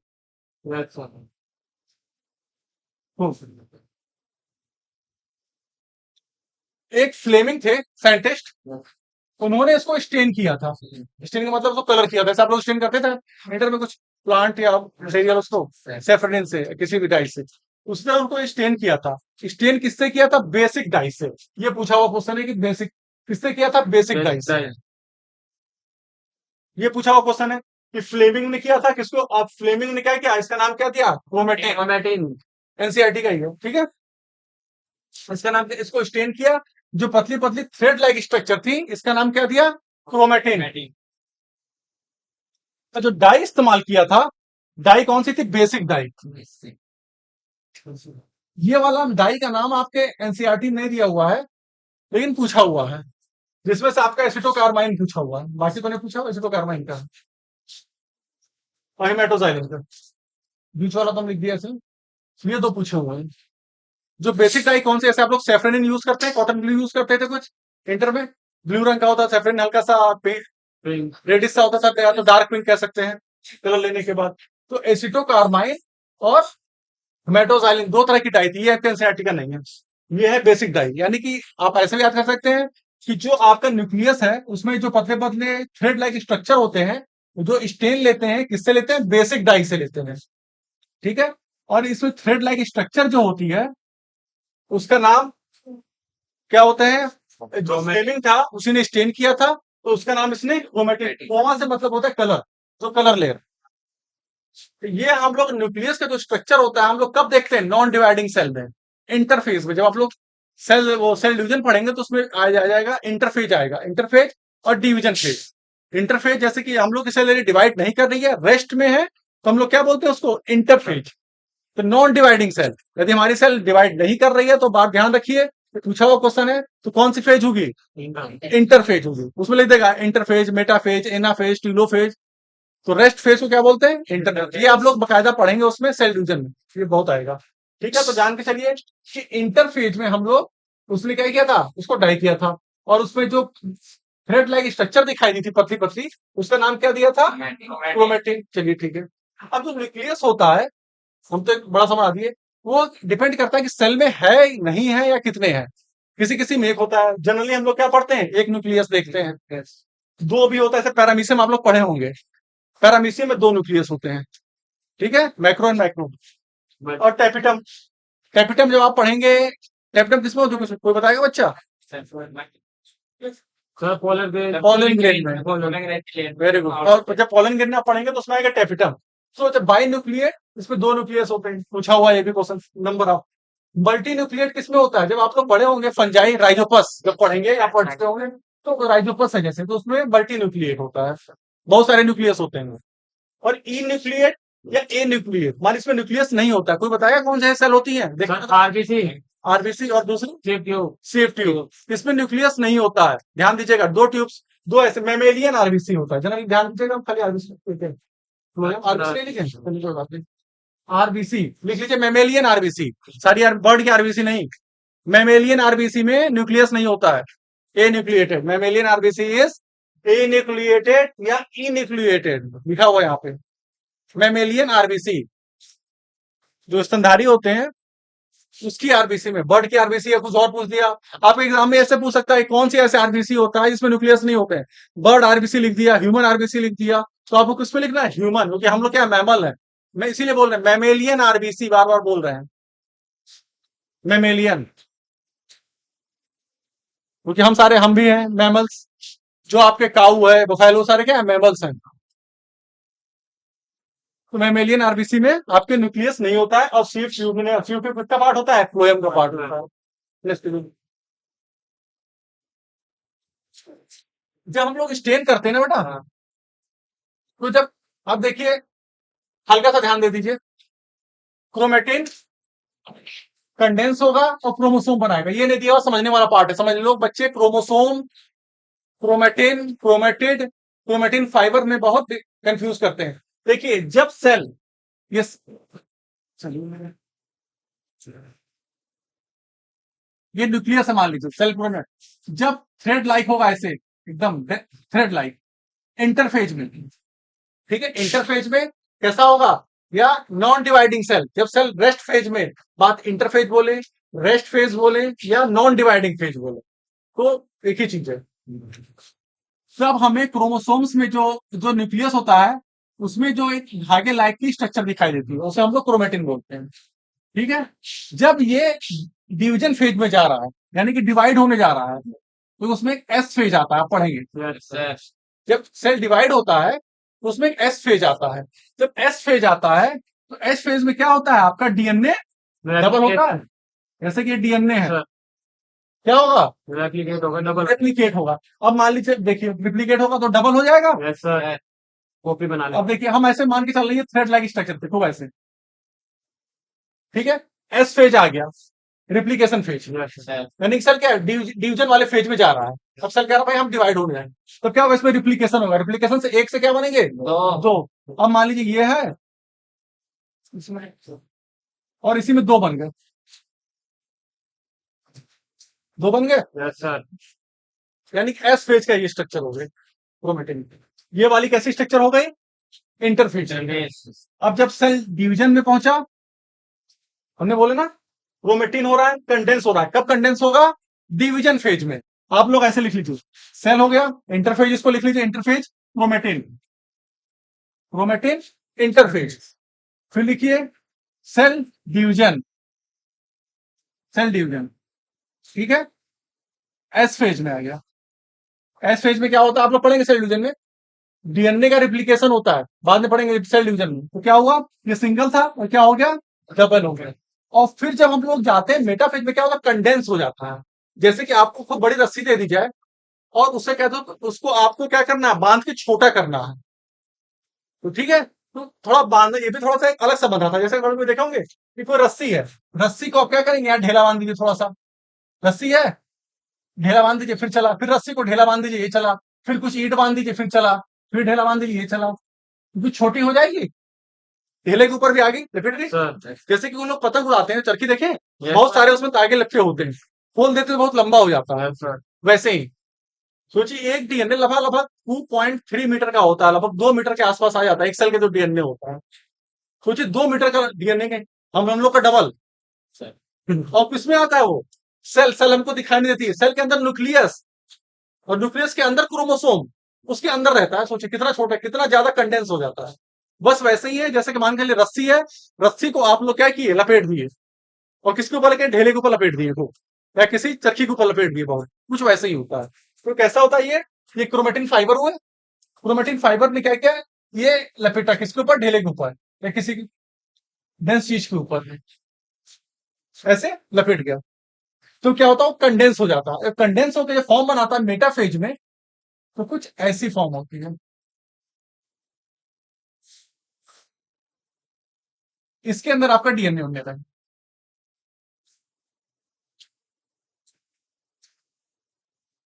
आप जनरली क्रोमोसोम्स इसी को पढ़ते होंगे, यस ऐसे स्ट्रक्चर दिखाता है क्रोमोसोम्स का, दिखाता है। फिर ये क्या होती है, किस फेज का है, ये किसका, आपका मेटाफेज का। सेल डिवीजन में सारे फेज आ जाएंगे आपके। अभी आपको लग रहा होगा मेटाफेज कहां से आ गया, इंटरफेज कहां से आ गया, सेल डिवीजन में सारे फेज आएंगे नेक्स्ट वाले चैप्टर जो होगा। तो क्या हुआ, इंटरफेज में कैसा था आपका क्रोमोसोम, थ्रेड लाइक था। फिर क्या हुआ, एस फेज में क्या, उसमें क्या हुआ, आपका डीएनए की डबलिंग हुई, डीएनए डबल हो गया। फिर आप यहां पे आ गए, ये क्या है आपका मेटाफेज, मेटाफेज में क्या हुआ, और कंडेंस हो गया और छोटा हो गया। ठीक है, तो इसको आप लोग क्रोमोसोम करते हैं। तो क्रोमोसोम के अंदर क्या हुआ, डीएनए, डीएनए के अंदर कुछ हम बताया ऐसे लिपटा होता है, छोटे छोटे ईट ईट ईट टाइप की स्ट्रक्चर होती है, बोले, जो ईट टाइप की स्ट्रक्चर होती है, तो ढेला बोल दीजिए, जो भी बोल दीजिए, ईट बोल दीजिए, स्टोन बोल दीजिए, तो उसको हम लोग क्या बोलते हैं, हिस्टोन प्रोटीन। यानी कि जो डीएनए जिसमें लिपटा होता है ऐसे, उसको वो क्या है, हिस्टोन प्रोटीन होता है। तो आप लोग अब समझ गए कैसे थ्रेड लाइक स्ट्रक्चर इसमें आया, क्योंकि एस फेज में क्या हुआ, सिंगल था, बार बार क्या रेप्लिकेशन नहीं हुआ, रेप्लिकेशन हुआ तो क्या हुआ, ये आपका डबल हुआ, और फिर ये आपका क्रोमोसोम बन गया। ये आप नहीं समझ लेंगे थोड़ा सा। अब क्रोमोसोम एक चीज जानते हैं, बीच में यहाँ ज्वाइंट होता है, जिसको हम लोग सेंट्रोमियर बोलते हैं। एक क्रोमोसोम में एक सेंट्रोमियर जरूरी है, यदि सेंट्रोमियर नहीं है तो वो क्रोमोसोम नहीं है, सेंट्रोमियर जरूरी है। ठीक है, इस चीज को हमेशा याद रखिएगा। और थोड़ा सा कि यहाँ पे आ जाइए हल्का सा, तो एक आता है हेट्रोक्रोमेटिन और एक आता है यूक्रोमेटिन। ये भी हम थोड़ा सा आपको जब आगे पढ़ा देंगे तब समझाएंगे। हेट्रोक्रोमेटिन मान के चलिए वो होता है कि जो बहुत डार्क स्टेन ले लेता है, जैसे कि हम कह रहे थे स्टेन लिया था, तो जब उस स्टेन किया था तो कहीं कहीं देखा कि कलर बहुत ज्यादा है, कहीं कहीं देखा हल्का है, जैसे कि ये क्रोमोसोम है। फिर मान लीजिए यहाँ देख रहा है कि डार्क, यहाँ देख रहा है डार्क, यहाँ लाइट, फिर डार्क, फिर लाइट। तो जो डार्क वाला हिस्सा होता है उसको हम लोग बोलते हैं हेट्रोक्रोमेटिन, और जो लाइट वाला होता है उसको हम लोग बोलते हैं यूक्रोमेटिन। बस इतना जान जाइए अभी, इतना ही ठीक है। एक बार नेक्स्ट कीजिएगा बेटा, फिगर बस दिखाएंगे और कुछ नहीं। देखिए, देखिए हम क्या बोले कि, क्या बोले कि एक जो आपका डीएनए है वो कैसा है, थ्रेड लाइक है, रस्सी की तरह, और रस्सी सोचिए कितनी, लगभग 2 मीटर लंबी। अब उसको किस में लाना है, सेल के अंदर। सेल के अंदर क्या है, न्यूक्लियस, सेल वैसे नहीं दिखाई देता है, न्यूक्लियस क्या है, और छोटा है। तब कैसे आएगा, उसको किसी न किसी पे लपेटना पड़ेगा, तभी तो आएगा। जैसे आप लोग पंखा, जो सॉरी, जो पतंग उड़ाते हैं उसको लपेटते हैं कि ऐसे ही छोड़े रहते हैं, लपेटते हैं ना किसी पे, बस वैसे ही ये लपेटा गया। तो किस पे लपेटा गया है, हिस्टोन प्रोटीन पे लेटा गया। तो ये क्या हुआ, देखिए, ये आपका एक ढेला जिसको हम लोग बोलते हैं पत्थर है, ये 4 तरह के स्टोन प्रोटीन होते हैं। ठीक है, अभी मान के चलिए बाद में जब इसको पढ़ेंगे आप, सारी चीजें आएंगी, जब बायोमोलिक्यूल सब पढ़ेंगे ना उसमें, तो डीएनए आरएनए सब आएगा। तो मान के चलिए ये आपके इसके ऊपर क्या हुआ, लपेटा हुआ है। फिर जैसे ये लपेटा, फिर दूसरे को लपेटा, फिर तीसरे को, दो दिखाई दे रहा है, वन आया, ये देखिए यहाँ 2 आ गए, फिर 3 4 5 6 ऐसे ही होते चले जाए। नेक्स्ट कीजिए, बस समझाने के लिए और कुछ समझाने के लिए, ऐसे ही ये देखिए लपेट रहा है इसको। अच्छा और नेक्स्ट कीजिए, देखिए ये आपका आ गया क्या, यहाँ से देखिए, ये आपकी मान लीजिए रस्सी है डीएनए। डीएनए किसको लपेटा, हिस्टोन प्रोटीन को। फिर हिस्टोन प्रोटीन क्या होता है, आपस में लपेटना शुरू हो जाते हैं। फिर ऐसे ऐसे लपेटते चले गए आपस में। जैसे कोई चीज है, रस्सी को खूब ज्यादा आप मोड़ दीजिए तो आपस में ही देखते हो टूट जाएगी। ठीक है, सुपर कॉइलिंग बना लेती है रस्सी सर, कभी कभी। जैसे कि जो जिससे कपड़ा वपड़ा फैलाते हैं या मोटी रस्सी होती है, उसे क्या कीजिए, आपस में ऐसे से लपेट दीजिए। जब ज्यादा कंडेंस करेंगे क्या होगा, आपस में ही वो लपेट जाती है, उलझ जाती है।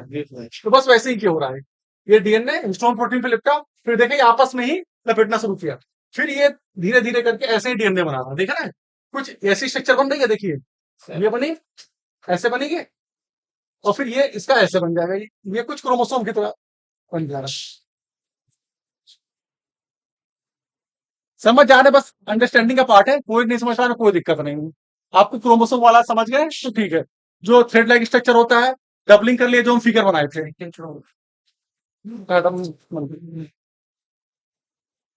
नेक्स्ट टर्न पे आपको ये पूरा हम लोग